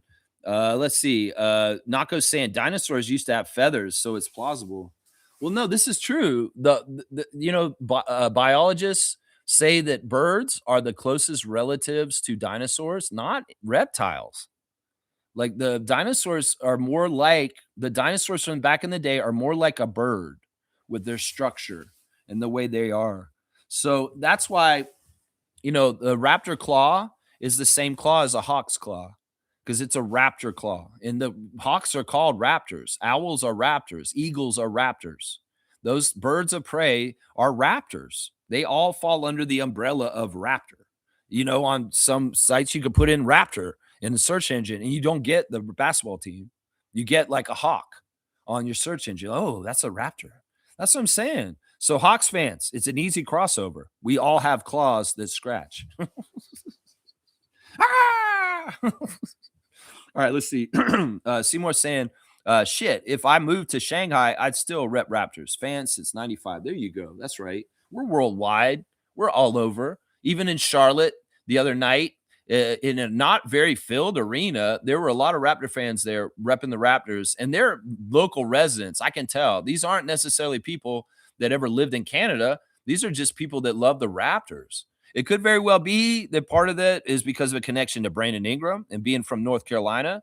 It could very well be a former Raptor that played for our team that they love in North Carolina, like birthday boy today. And I got his jersey signed a couple years ago, and I want to talk about this guy today.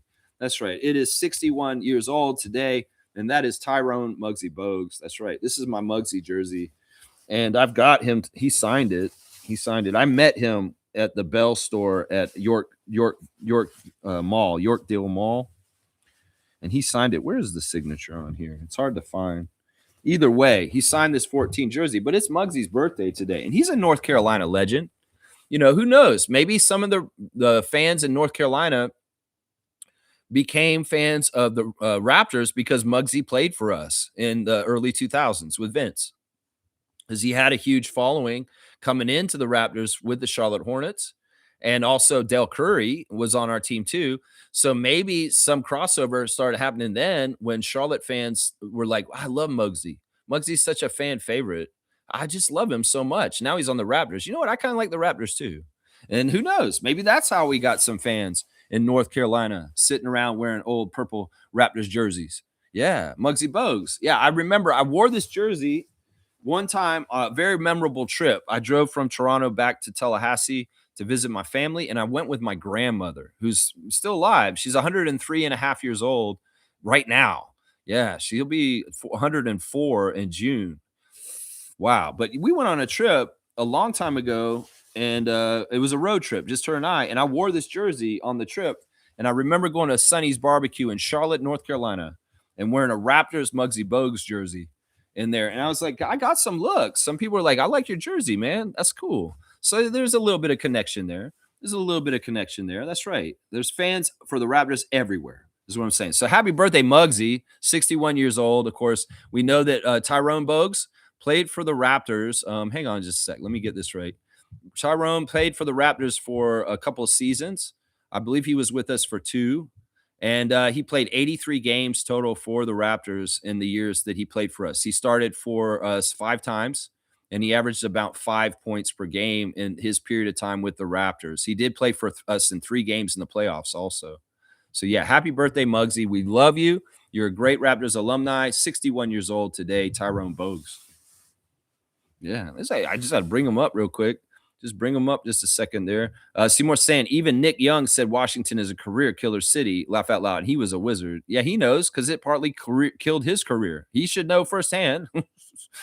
Gerald saying this. The Hawks traded Luka Doncic for CJ McCollum and Corey Kispert. That's pretty funny. Like the way you put that is crazy. That actually is totally, yeah, that's exactly legit. That's crazy. That is crazy. All right, Gerald, you're going to get your dunk for the year. first dunk of the year for you. Let's see, where's Gerald? He's got his first dunk. He's at the BI3 right there. That's right. There you go. That's a good one. That's a good point. Seriously. Trevor's saying, Raptors fans, you see what a bad front office looked like? The Hawks, they give away Trae Young for a box of Skittles. I like that he said Skittles too. Taste the rainbow, motherfucker. That's right. Taste the rainbow. And understand, Raptors fans, we got a good front office, and y'all don't even know. Infamous is saying it has nothing to do with Grady's color. Are you serious? They attack Curry, Lillard, etc. They attack him because he lacks lateral quickness and a slight build. Yeah, Infamous is right. In some ways, it's exactly that. Man, I think that race is an important factor in a lot of things, and people want to be colorblind in a lot of situations, and you should in a lot of situations. But there are situations where it pertains and matters to the situation, and to poo-poo that race is not a factor sometimes is wrong, because it can be. It can be. But in this case, I think that Infamous is exactly right. It's not anything to do with Grady being white. It's his lateral quickness and sleight of build. He's exactly right on that. He's exactly right. G saying Larry Bird and Magic Johnson saved the NBA. The NBA was near bankruptcy prior to them. This is totally true also. Yeah, and that's partly the effect of Caitlin and Angel. Like, they are the Magic and Bird for this league. And if the hate that's coming at Angel Reese is similar to some of the hate that Magic Johnson got in the early 80s also. Racists came out in support of Larry Bird and hated Magic Johnson just purely on racial things. Seriously, guys, there's a lot of truth to that. So there's a lot of mirroring and echoes in the Caitlin Clark, Angel Reese relationship in the WNBA. And in some ways, that's what they want to capitalize on and get the WNBA growing and more, making more money, is off of this energy, like the Magic versus Bird or 80s energy. So it's very smart, and they should lean into it, but not in a toxic, unhealthy way, where they're ramping up racist rhetoric, racist to be all upset and all crazy and weird. I get it. Some people love Caitlin Clark because she's a good basketball player, but some people like Caitlin Clark just because she's white. Let's not get it twisted. Let's not get it twisted here. Seymour saying this: Pacers, Bulls, Knicks rivalry made me love basketball. Then we got a team, and it was a wrap. That's right. It was a wrap, literally. Are you trying to be funny too? All right, Seymour, for a really weird little play on words there, you're going to get a dunk for that one. Let's see. Seymour is getting his fourth dunk of the year. You're at Colin Murray-Boyles, number 12, my guy. You got a CMB combo right there. That's right. Just because he made a funny little joke right there. Funny little joke. Infamous is saying it's basket. You attack the weakest defender. They attack Gary Trent, RJ, until he took it personal and step up his defense. This is true. Well, that's what they want. They want to try and beat you. So they're going to try and find the weak link, and they're going to go at it. This is exactly right. Smooth saying at G, yep, without Magic and Larry, there's a very high probability the NBA would have folded. I don't know for sure. I mean, we could think about it this way. What if there was no Magic and Larry, but Michael was coming? So we don't know. I mean, it's good that it happened the way it did, but who knows? You may be right. The Lakers were this close to folding themselves. Jerry Buss was about to run out of money, and Magic Johnson saved that fucking franchise. No lie. That's absolutely truth. That's absolutely truth. Because it's in winning time on the HBO documentary. You see Jerry Buss at the beginning of the series, really in financial straits and worried about losing his team. And Magic Johnson was a godsend because he brought a championship and he fixed the NBA and he fixed the Lakers too. He's a big, powerful player, Irvin Magic Johnson. Seriously, very, very, very, very, very, yeah. Seymour saying Grady is way better than Gary, the construction worker Trent. How the F you play two guard at Duke and can't shoot? I'm going to disagree with Seymour on this one. Gary Trent Jr. is a more accomplished, better NBA player than Grady Dick. It could change. Grady has the potential to beat that, but no, not in what they've accomplished so far. Gary is a better NBA player. He's had a better career. And Grady has not even taken off in some ways compared to what Gary is. If you want to talk about specifics about their games and differences, I mean, I'm just going to say that. That's just the truth. Gary's actually been a starter in this league consistently at times and also has been a inconsistent streak shooter also at times too. We got to be fair on this. Most saying this. Not sure anyone knows about this, but Flage dropped 25 points, 8 rebounds versus Georgia. Hello, Tempo. Yeah, I'm not scouting the NBA in college, so I'm not scouting the WNBA in college either. And you know what? She's going to be a top pick. We're not probably going to get a chance to get her. That we have to pick like sixth or something, sixth or seventh. I think is where Portland and the Tempo are picking. And so it's very unlikely Flage is going to be anywhere near the Tempo. Unfortunately, that's a great wish, Monique. And if it does happen, I'd be overjoyed. But I'm being realistic here. That's probably the number one pick in the draft, right? And we're not allowed to have the number one pick as a franchise that's an expansion team. The best we can do is sixth in the draft. So, that's nice to hear she's having success, but I don't watch college. That's way too much to watch. Way too much. Reggie's saying with New Orleans, Anthony Davis looked like Tim Duncan. You know what he looked like? It wasn't even Tim Duncan. He was a better offensive player than Tim Duncan. He looked more like Jokic now. He did because he had it all. He could get assists too, and he was blocking shots. He's getting steals. He obviously was rebounding and scoring too. But that's the thing. In some ways, he had a Jokic kind of stat line when he was playing for New Orleans. That's what he threw away. In some ways, that's what he lost. Is that he lost the ability to put Jokic like stat lines up because that's what he was doing in New Orleans in his early career. It was crazy. Cool Cat saying, "Good morning, Raptor Free Crew. You got here good before 2 hours I was up. Thank you, Cool Cat. Good to see you, Cool Cat. Hope you're having a great Friday in TGIF." G saying Flage has personality too. She would be fun to have on the Tempo. That'd be awesome. But like I said, the realisticness of that is not unless she's gonna drop the six. I don't see it. I don't see it, guys. Rubai is here. Good morning to Rubai. When were the Raps sweeping the Celtics? In the 2010s, for sure. After y'all won the championship with Garnett and them, y'all went into a bad period where y'all were not winning very often.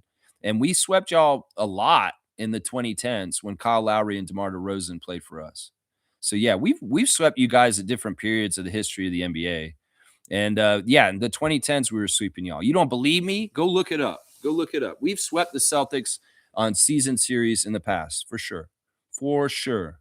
Because y'all were really garbage for a while. You want to forget that conveniently. Are you a Celtics fan? I'm just wondering. Thanks for the subscription, by the way. Raptors Champs is saying Lopez wouldn't be able to keep up with our fast break team.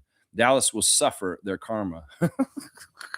That's part of it. It is part of that. I don't like to say that, but in some ways that's true.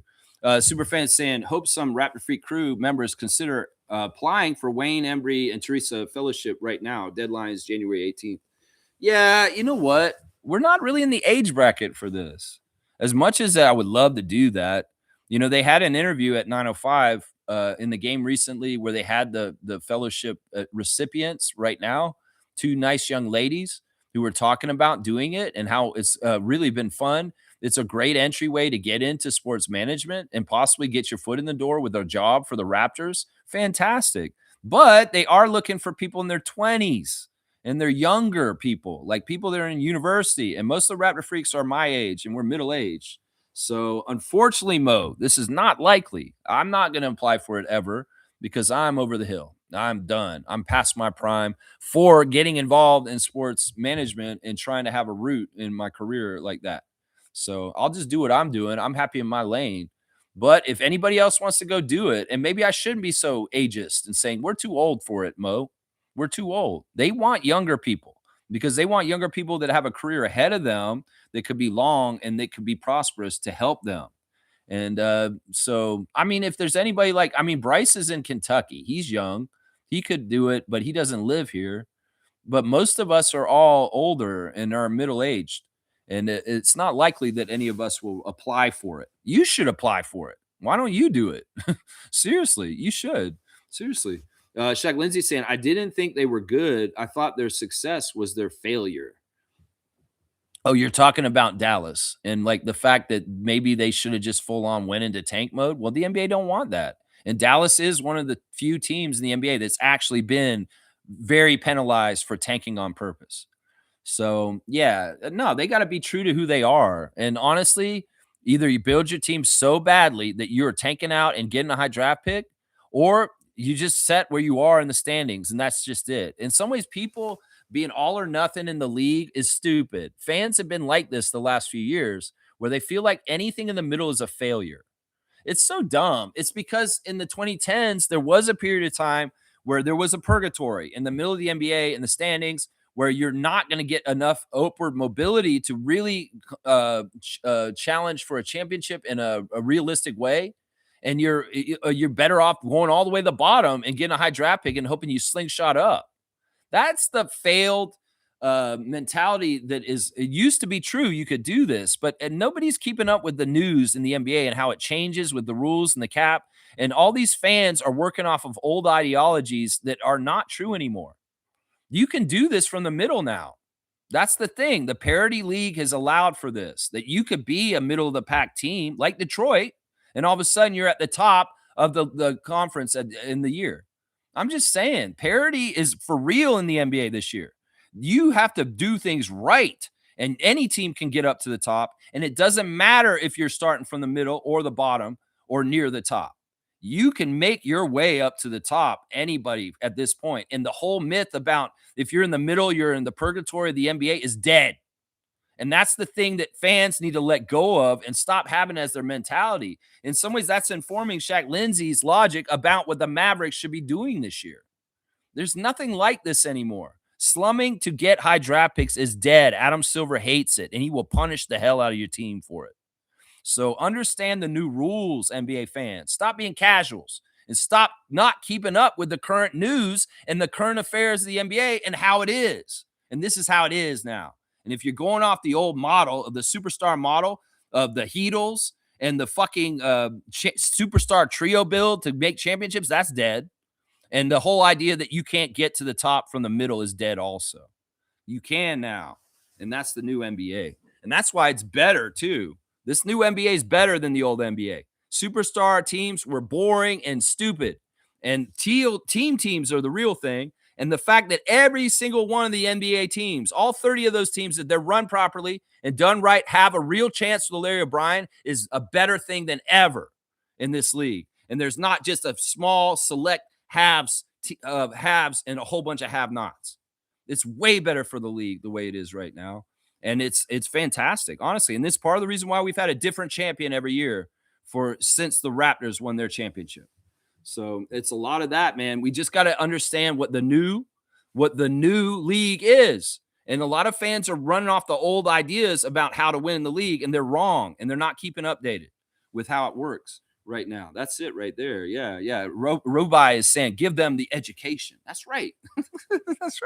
That's right. Professor Otts is here for class. That's right. Here you go. Let's go. Kaloy saying Google is bugging. It's saying the game is tomorrow. Who cares? Google, you bugging. You be bugging. You be illin. Bam, bam, bam, bam, bam, bam, bam. Jump to the ball. Dinner, you ate it. There is none left. It was salty with butter, and it was death. You proceeded to eat it because you was in the mood. But hold on now. You didn't know it was a can of dog food. You be Ellen. You be Ellen. Illin. Okay, it's corrected. Good. All right, it's not Illin no more. All right, good. Shaq Lindsey's saying they are not bad enough to fall in the fourth in the draft, and they just might get drink with that bag of chips and Jolly Ranchers for AD, similar to Trey. Who are you talking about? You talking about Washington or Dallas still? Either way, the luck that Dallas had last year, let's not think that it's a miraculous thing. That was a fishy ass gift for trading Luka. We all know this. Come on now. Dallas winning the lottery last year and getting the number one pick was a gift. We know this. Come on now. Don't be stupid. That's not a coincidence. That's not a coincidence. I'm not saying anybody's stupid here. I'm just saying that. Rubai is saying VC was a big reason why there are a lot of U.S. fans. That may be true too. That could be true. Yeah. I think that the championship also made a lot of U.S. fans too.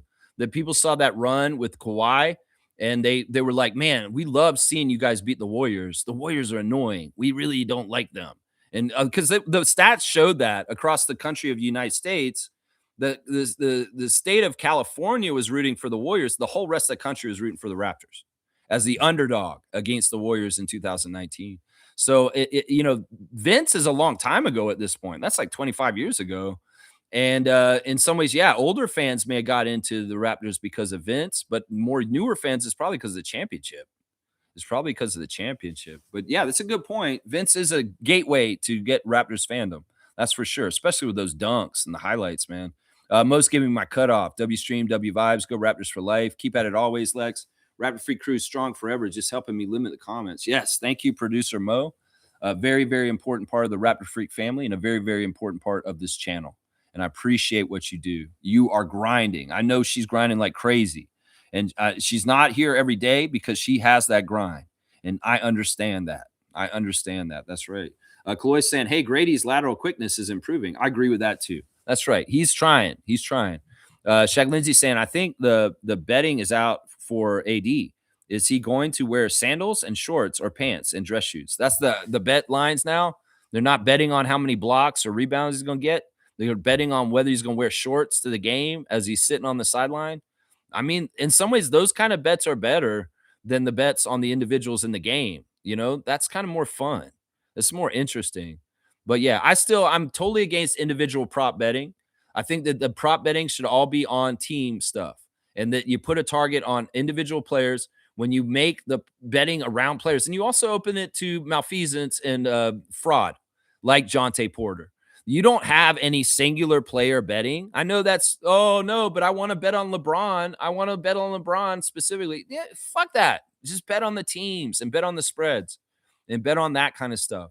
There's so many things you can bet on in a basketball game. There's no reason to have to bet on individual stuff. You're giving too much power to those individual players like Jonte Porter, and you're also putting too much of a bullseye on those players also.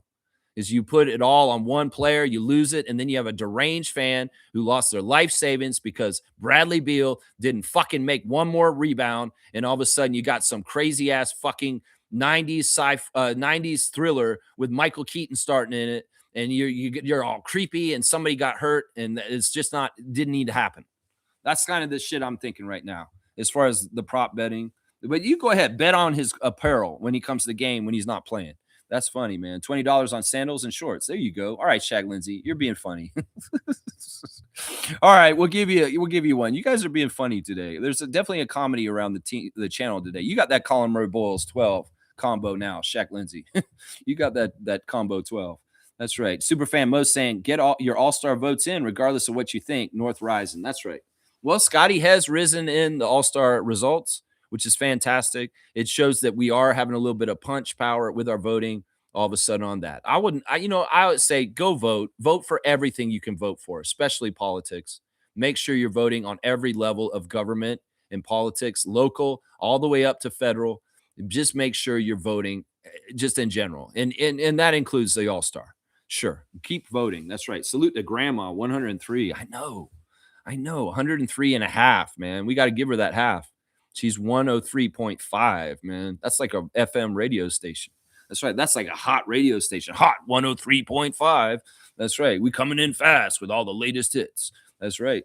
Cream saying, I hate everything about Boston. I hate the Bruins, the Red Sox, the Patriots, the Celtics. Fuck, I even hate their clam chowder.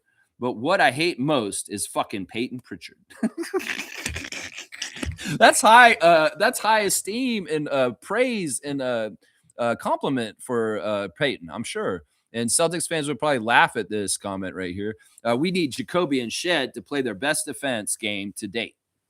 We do know, getting to the keys to victory, the win, to path, the victory, advice for the win.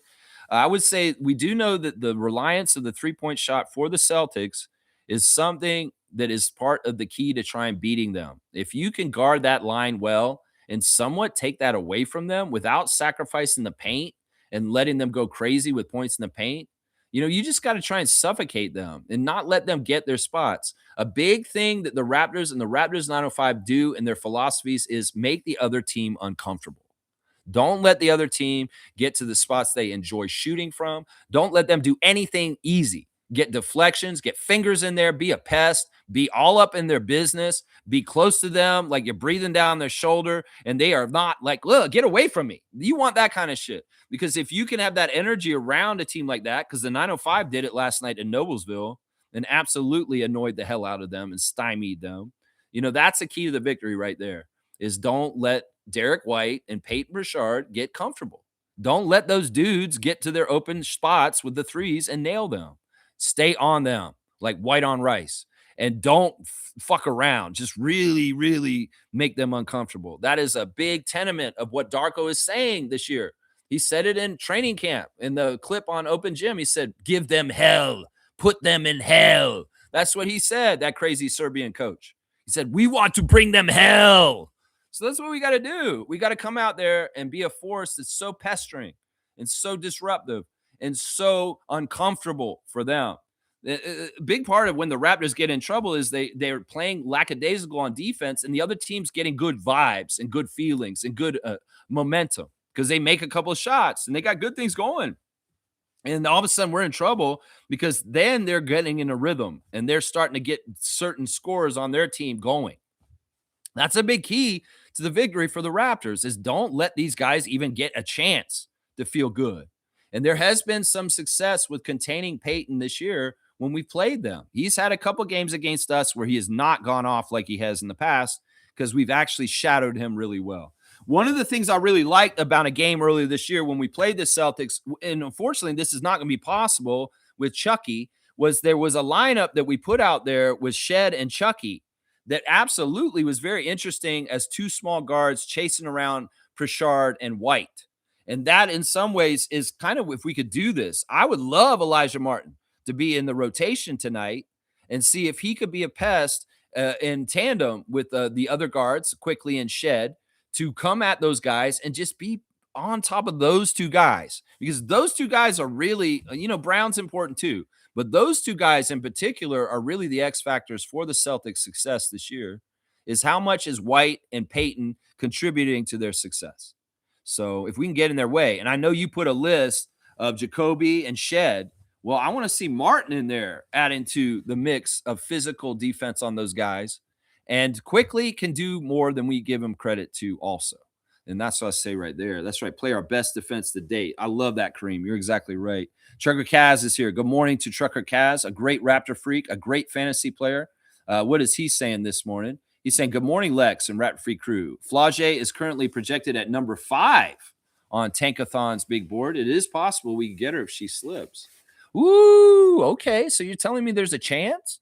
Are you telling me that there's a chance? Ooh, all right. We'll have to pay attention to this. Thank you for the facts. Cass, going to get a fact-checking dunk for giving me information. Lots of people filling it up today. Lots of funny and lots of facts. And I like that. Kaz is at his first dunk for the year. He's at the BI3. There you go. There's your first dunk for information. Let's see. Elijah Martin is on Hello and Welcome podcast interview. Man, I don't know why these Raptors going on their show anymore. These guys are haters. These guys are showing their true colors when they stab people like Emmanuel Quickly in the back. Like Raptors, seriously, when you go on these shows, you know that some of these guys are talking shit about y'all when you're not there. So I'm like, look, William Liu, Alex Wong, I like you guys. I want to like you guys. In some ways, you fought the power and you went to Sportsnet and you did all right for a while, but then you got in your own. I don't even know if you're totally independent. You could be still working on the slide for Bell Media or somebody or Rogers, and you're just doing an independent podcast like me. But I don't know. Either way, you guys be real fans, okay? Like, seriously, what are y'all? Alex Wong is a journalist? No, he's a writer, maybe. He's not a journalist. He's a writer. He wrote a book, and maybe he's a fan, and he should act like a fan. And if you're fans for the team, act like me, all right? Seriously. William Liu, you're a journalist. Sure. You're a journalist. You wrote many articles on Raptors Republic.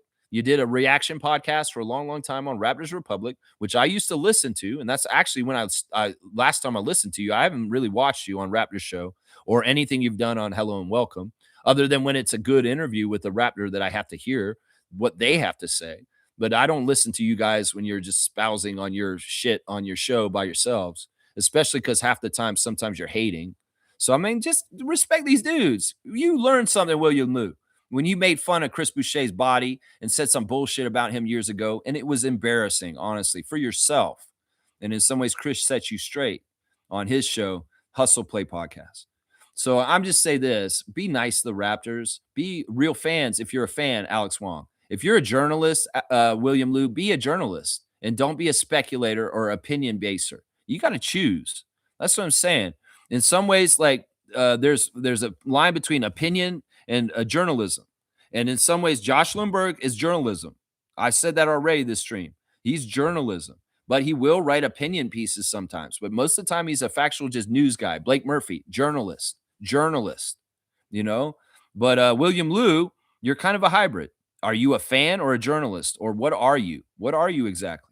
And if you're gonna be a fan, well, be more positive for your team and support it, and don't be such a toxic person towards the team. Is what I'd say.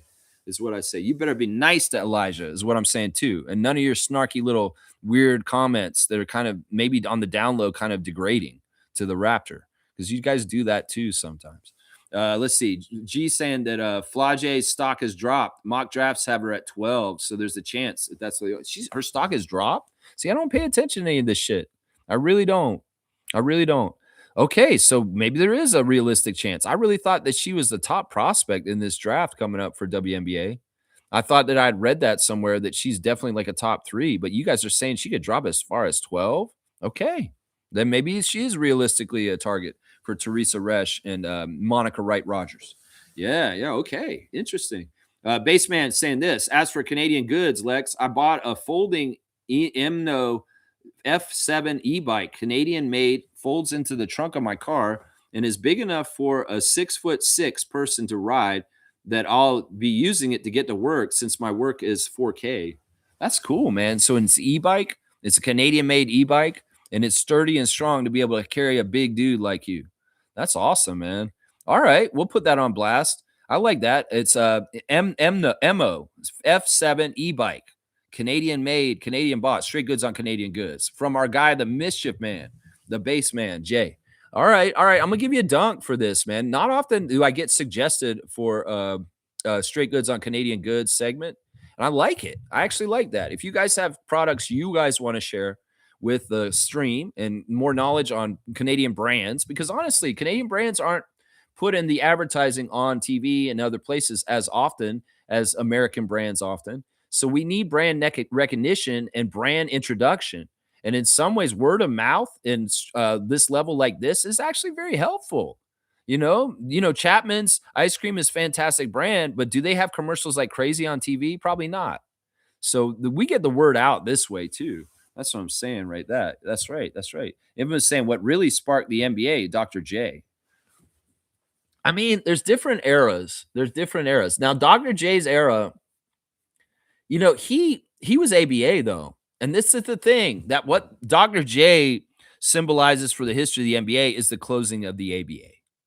Because the ABA for a while, and Monique knows this because she just read the Black Ball book, and is like, it was a real rival that was a really a problem for the NBA. Like, they were stealing players from the NBA and coming in. Like, Rick Barry was a big one. And when he left the NBA and went to the ABA, that was a huge coup. And they were really part of the reason why the NBA was in trouble to run out. So the NBA kind of said, mercy, we can't have you doing this. And would you guys be bought out and just absorbed into our league? Like, they needed that to happen because the ABA in some ways was picking up more steam and was actually rivaling them way more. So they brokered it together. And because Dr. J was an ABA star, he was in the ABA, they kind of got him all of a sudden. And then he became a star for that. So he's really kind of a symbol of the NBA conquering the ABA and absorbing it. And the stardom that Dr. J sparked was in the ABA with that old red, white, and blue basketball and his flowing fro flying to the rim and dunking it down. It's different because that stuff happened for Dr. J while the cocaine epidemic and the controversies were happening still, like Kermit Washington. And he didn't save the NBA, but he made more people pay attention to basketball. And he symbolizes the NBA taking over the ABA. And, he was also a huge influence on the players. And people looked up to him and wanted to be more like him also. But he didn't save the NBA, not Dr. J. No, because those drug problems and the bad press for the NBA persisted even after his star rose. And he was such a well-known person. But yeah, Yeah. Neil's saying this. We are not done. We are well cooked. We are not done. We are well cooked. Okay, that's interesting. I don't know what that means. Jam Joss is in the house. Good morning, Jam Joss. Wagwan Lex. Seymour, that was a great joke. Should get two dunks for that. And I would like a cheap dunk for the suggestion, like a LeBron bucket or something. Cook it up. All right, yeah, you can do this. Jam Joss is not often the assist man. So we'll go ahead and do this. He wants to hook up Seymour for creativity and his joke earlier. And we're going to go ahead and give Jam Joss his first dunk, too. You got the VC 15 now, guy. You got that retired number, Seymour. You're at 15. And Jam Joss, where is he? He's getting his first one of the year. You're at a notorious 3. Notorious BI 3 for Jam Joss. Yeah, there you go. Kaz is saying if Adam Silver doesn't want tanking, we will see if he does anything to the Wizards. Trae Young is not even injured, and they're saying he's going to sit the rest of the season. They better get fined big. I have Trae for fantasy. What a waste of a pick. Yeah, you didn't even know that at the beginning of the year. I mean, that's a solid pick without knowing how this year is going to go through in some ways. I mean, I won't fault you for that. You didn't do anything wrong. You know what? And you're monitoring him, obviously. So you know better than any of us how Trae is doing because you've been monitoring him for the fantasy league. So you're saying he's not even hurt right now and they're just going to sit him out? Well, NBA investigations. I don't know. Maybe they're like, we don't want to mess with the Wizards. They're already hurt enough. I don't know. It's interesting, man. That's right. Yeah. Spurs get multiple gifts. That's right. Let's see. Hang on. Blackhawks saying Adam Silver is just trying to guarantee fans will see teams put up a legitimate fight, whether you're at the top or the bottom. I think what it is what I said is that Adam Silver recognized a trend in the league that was very, very scary and not good, where more and more teams were going to try and lose on purpose to manufacture better chances for the draft lottery. And he's like, this is not the direction we want to go. And, tanking is such a weird concept. People have made it such a thing. And honestly, it wasn't a thing when I was a kid. It wasn't a thing when Vince Carter played in the league, honestly. Nobody was tanking. This wasn't a valid thing. This is just such a recent thing in the last 15 years. And in some ways, Adam Silver hates it. The league hates it, and rightfully so. And what he's doing is effective. And I think that he's going to do this. I just wish fans weren't so enchanted with the idea of what tanking is. I mean, being a loser on purpose to try and to possibly become a winner later is stupid. It's one of the dumbest philosophies I've ever heard. And I'm very much on the record for how I stand on tanking and what the Sixers did over the last 10, 15 years and just how much that's not been successful. So it's crazy. I think that anybody who starts with even the little kernel in their head that tanking is a viable option, you're already wrong right there. You're already wrong right there. Anybody who actually espouses still to this day on social media, we need to tank or we should do this, you're wrong and you're fucked up already.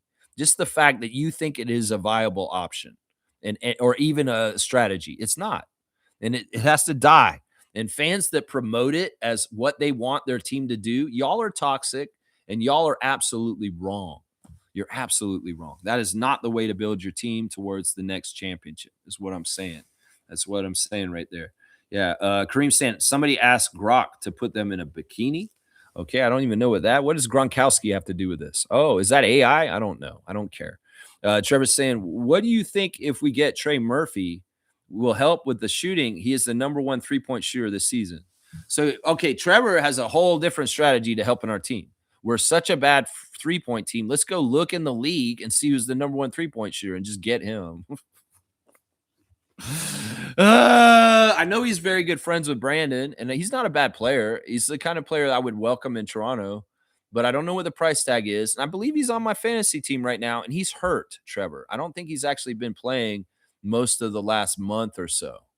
I think he's been injured and out most of this time. Anyway, I'm not into the trade speculation, guys. You guys keep bringing me names and ask me how I think. I like the team we've got.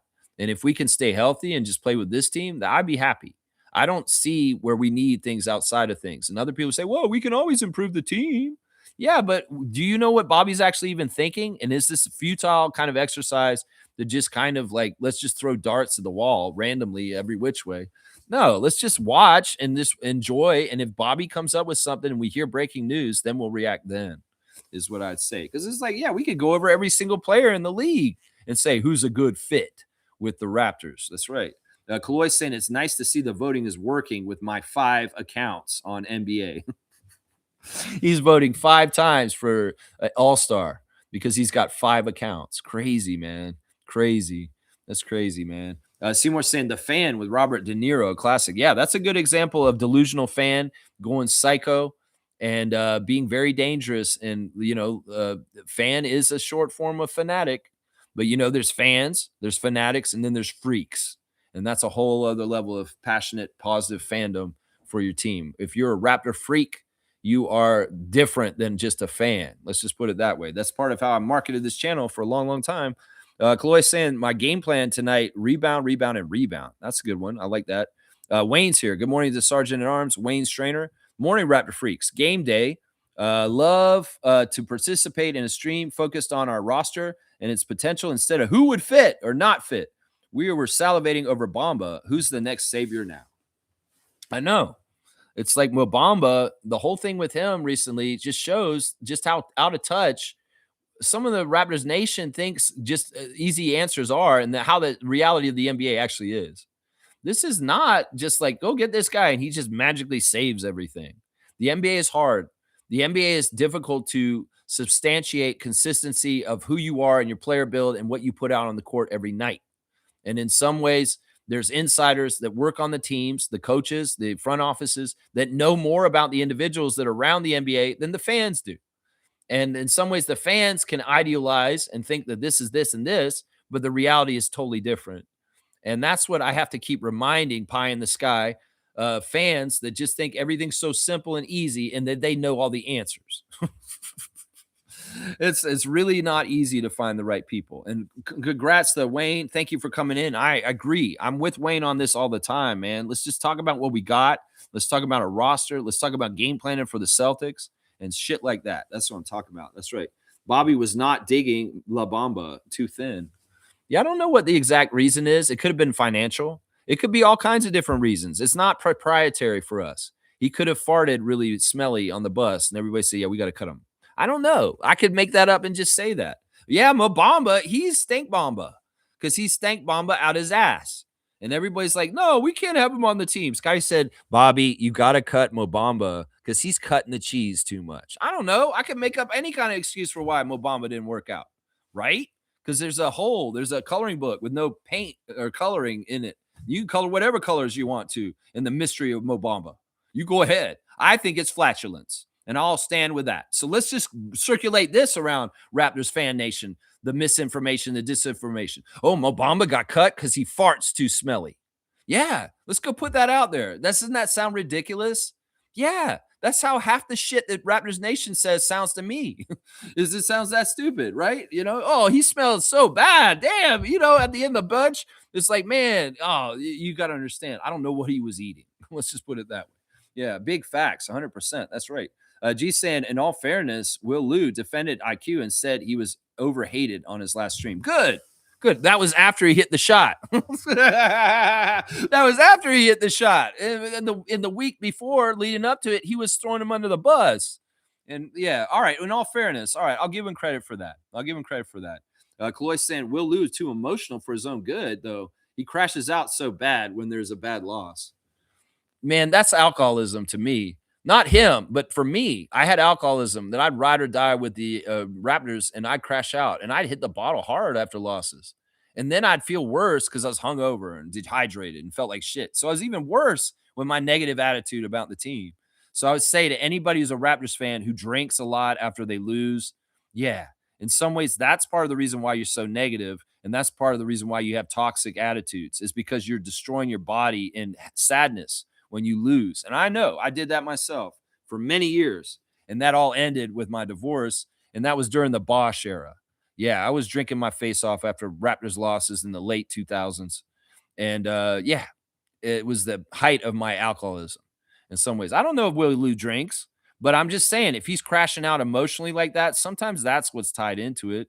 It could be that he's just not mature enough to be emotionally separated from the Raptors in the proper way at this point. Well, I hope you figure that out, William Liu, because you're torturing yourself unnecessarily with your crashing out emotionally. It's crazy, man. I mean, I get it. I remember him doing this on the podcasts on Raptors Republic like 7 years ago. I remember him doing this kind of shit back then. I'd be sitting in the convenience store in Kensington Market, listening to Will Lose post game reactions in the morning. I listen to Samson Folk too. And yeah, he would be really crashing out at times and getting all this stuff. And I'm like, whoa, bro, come on now. Get some emotional intelligence and some maturity and check your ego and your emotions at the door and be more of a journalist, William Liu. That's what I'm asking you today. Are you a journalist? Are you a fan? What are you, William Liu? Figure it out and be on that side of what you're doing. Are you just an opinion piece? Are you editorial? Or are you actually a journalist? What are you, William Liu? Tell me the truth right now. Are you more like me? You want to be a fan? Let's be fans then, Will. Let's be fans, but let's be fans in a positive way.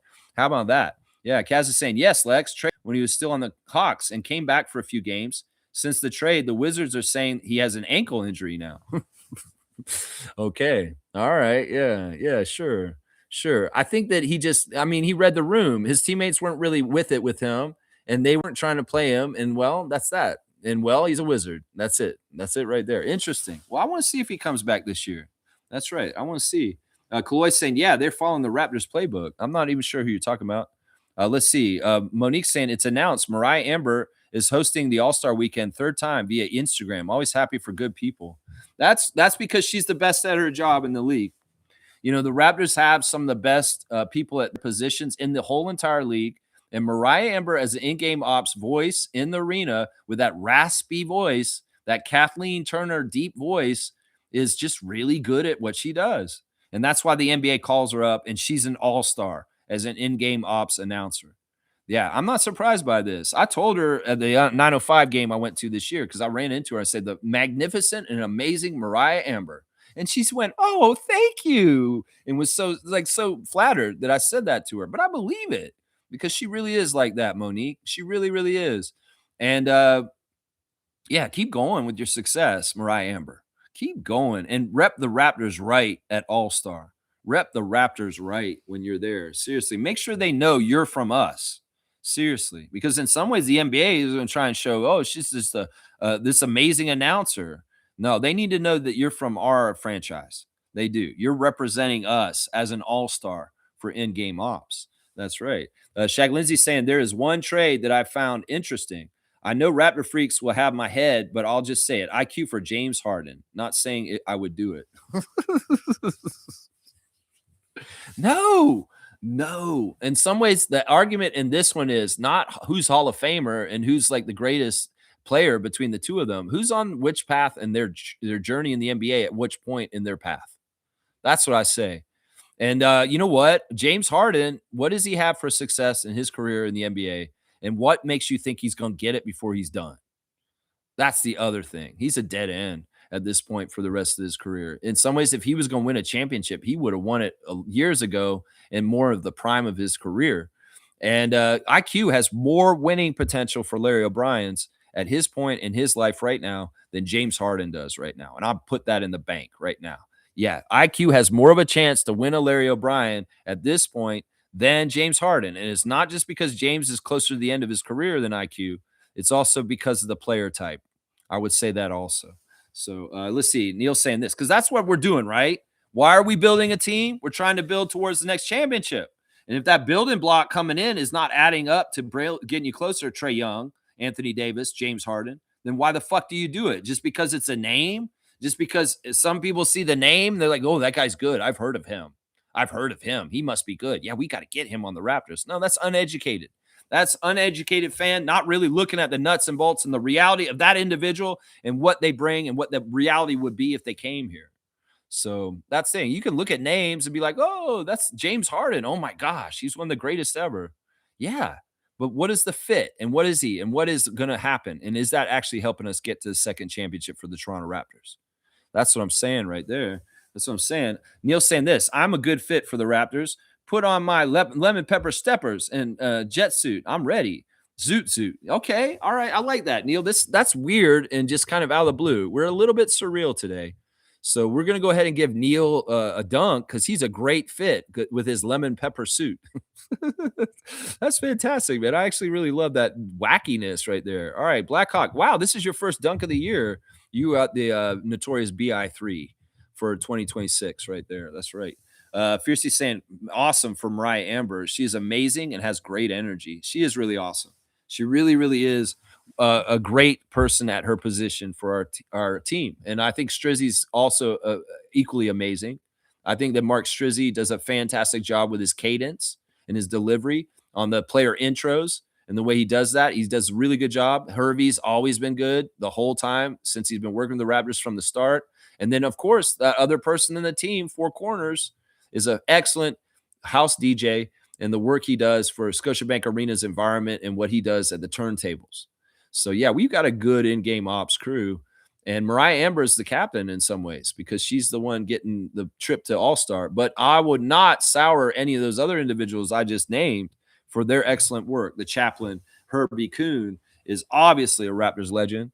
And his voice is just iconic with the Raptors. It is. It's just, that's absolutely true. And the work he does to get the pronunciations right for the international players that have come through the Raptors franchise is exemplary for sure. We recognize you, Herbie, and what you do. That's right. That's right.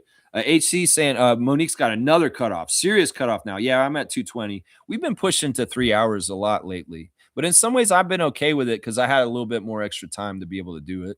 HC saying, can't remember if I did my rise and shine today. Hands full today on a side hustle while listening. Let's go.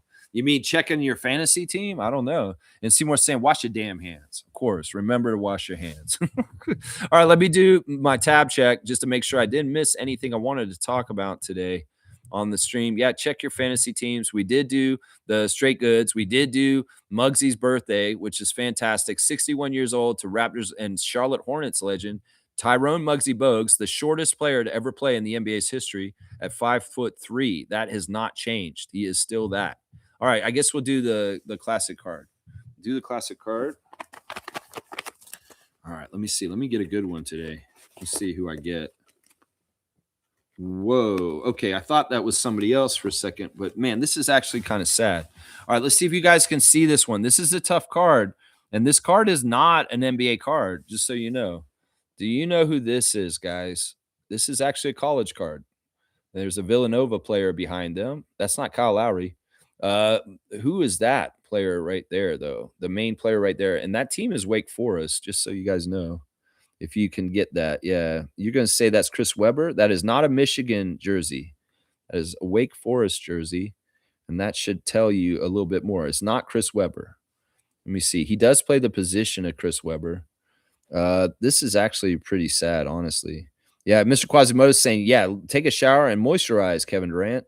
That's right. That's right. Get that part in too. That's important. That's important for your hygiene and just being in public. All right. This player sadly died last year.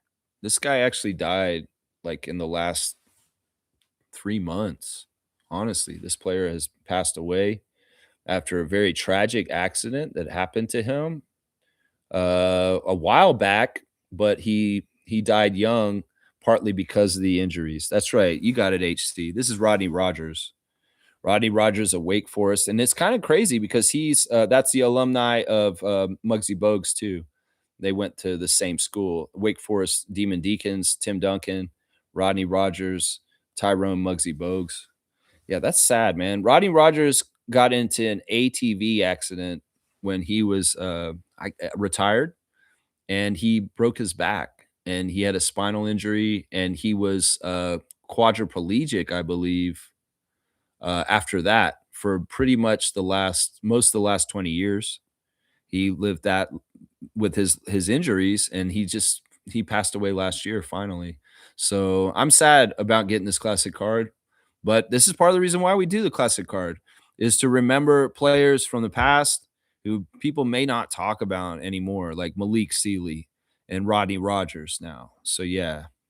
Rest in power, Rodney Rogers. And thank you for the stuff you did on the court for us. You were a Denver Nugget and many other teams that you played for. And yeah, that sucks, man. That sucks. In some ways, that bummed me out just now. I'm going to give HC 200 points for this classic card because I've been giving the harder ones 200 points recently. So, yeah, Rodney Rogers, HC getting on the board again. He did get the Tom Hammonds the other day. So, we're seeing HC flex his classic card muscle recently, which is pretty good, man. Those are tough cards that he's gotten there. All right, let's do the rundown and get out of here just before 2.5 hours. Appreciate everybody playing the classic card. The Raptors do have injuries that are listed today. Chucky Hepburn's out for 6 weeks due to surgery on his meniscus. So, and that just happened yesterday. He was trying to heal it, and it wasn't getting right, so they had to go under the knife. So basically, the six weeks is to get healed up from the surgery, the operation, and hopefully he does come back this year. You know, there's no telling. This is lining him up to be ready around like almost March. And the G League season's not much longer after that. So this is really a tragic, bad thing for Chucky. Trust me. Brandon Ingram's questionable today due to the thumb injury. Scotty Barnes is questionable today due to a right knee sprain. And Jakob Poeltl is officially out for tonight's game. I'm hoping that both the Scotty and Brandon will play tonight. Maybe we'll only get one of them. If we don't get either of them, well, it'll be a very interesting night of 9 to 5, along with the ability for possibly one of the Jayhawks to step up and do something really amazing, or Colin Murray-Boyles, Jacoby. Yeah, anybody. If we're missing our main guys, you know, that's the opportunity for somebody else to do something, right? The other side of things, the Celtics do have a few injuries of note. Jason Tatum, of course, out for the season for the most part. Ron Harper Jr. is day-to-day of the calf injury, and Josh Minott is out for the game tonight. So we will be seeing the main starting lineup for the Celtics this season of Pritchard, White, Brown, Hauser, and Keita is likely. The referees for tonight's game in the replay center first, Jason Goldenberg, Jenna Schroeder, Matt Myers, and Robert Hussey. On site with us in the Boston Celtics arena, James Capers Jr. is the crew chief. He favors the Celtics. Ray Acosta is the referee. He heavily favors the Celtics. And then Danielle Scott is the umpire. She favors the Raptors. So that is the referee report. It's not the best ref crew, and it definitely will be feeling like association versus 5 tonight, guys. So the Raptors really got to be on top of things. Last night, the Raptors 905 increased their regular season record to 7-1 with a second victory over Noblesville. Boom. My stars of the game for that 905 game, Tyreek Key, David Roddy, AJ Hoggard, Julian Reese, and Patrick McCaw. That's right. Pat McCaw was that guy. Happy birthday, Muggsy. I hope you have a fantastic 61st birthday, Raptors legend, Muggsy Bogues. This is my Muggsy jersey. Oh, man, I love Muggsy. And, man, when I stood next to him, guys, there's a funny picture of me with Muggsy Bogues. I am exactly a foot taller than him. He is 5'3", and I'm like really kind of 6'4" on a good day. So I'm over a foot taller than him. And in that picture, when I stand next to Muggsy, it's like ridiculous. It's like, that's the NBA player, not me. The guy standing next to me. Yeah, he didn't like me when he met me because I was wearing a Spurs jacket when I met him. And he kind of was like, why are you wearing a Spurs jacket? Like, you're in Canada, you're in Toronto. Why are you wearing a Spurs jacket? And I was like, this is a starter jacket and it's warm. It's kind of how I felt. But yeah, he doesn't like the Spurs. I could tell. Muggsy has an aversion to the San Antonio Spurs because as soon as I showed up in a Spurs jacket, he made a face like he smelled a Mo Bamba fart. That's called a callback right there. That's right. That's right. That's a callback right there. Shaq Lindsay saying start lineup of Scotty, BI, RJ, Yak, and Harding could be a formidable in the East. Harden. You mean Harden? Yeah, fuck that. We don't need no Harden, man. That man's a black hole. In some ways, he's a fake on defense. No, man, we don't need James Harden. In some ways, he's just like Trae Young. He's a player that's all this in a bag of chips, but he's not going to win a championship. So he's a false road to go down. Just trust me on that. He's a false road. Definitely rub the Sixers in the wrong way if we got him. I mean, in some ways, that would be fun for that. I know that James Harden hates Nick Nurse and that he would love to maybe beat up on Nick Nurse. Sure, I could see that. He couldn't play for Nick Nurse. As soon as Nick Nurse got hired, James Harden had to leave Philly.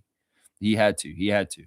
Yeah, big facts. Bamba Clot. That was fast. He's gone already. Yeah, Bamba, I don't know what it was. I'm going to just make up a rumor and let's see if this goes. See if it sticks. Smelly farts. That's why Mo Bamba is not on the Raptors anymore. Sorry, guys. That's just how it is. It's just like the team bus was just, they had to wear a gas mask. They opened the windows real quick, and it is winter, and that's no fun. That's no fun. Raptors champ saying Harden really disappears during the playoffs. That's a very big part of it right there. James Harden, he had a record streak where he didn't have a record streak, but he had a streak of making the postseason over and over again. But then what did he do in postseason? He's like, Alakazam, abracadabra. I disappeared like a magician. That's right. That's right. Kaloy saying, breaking news, Mo Bamba not signed for sanitary reasons. There you go. Put that out there on Raptors Reddit and let them know the truth. All right, y'all. Thanks for watching. Raptors, let's go above and beyond and beat a division rival that's above us in the standings, just barely. And let's get even with them by literally getting even with them in the standings by beating them tonight. So go do the assignment, Scotty. I believe in you guys. Let's go Raptors. Yeah, Scotty, get healthy. Let's go do this. If it's not Scotty, RJ and Emmanuel, you got this. Let's go Raptors.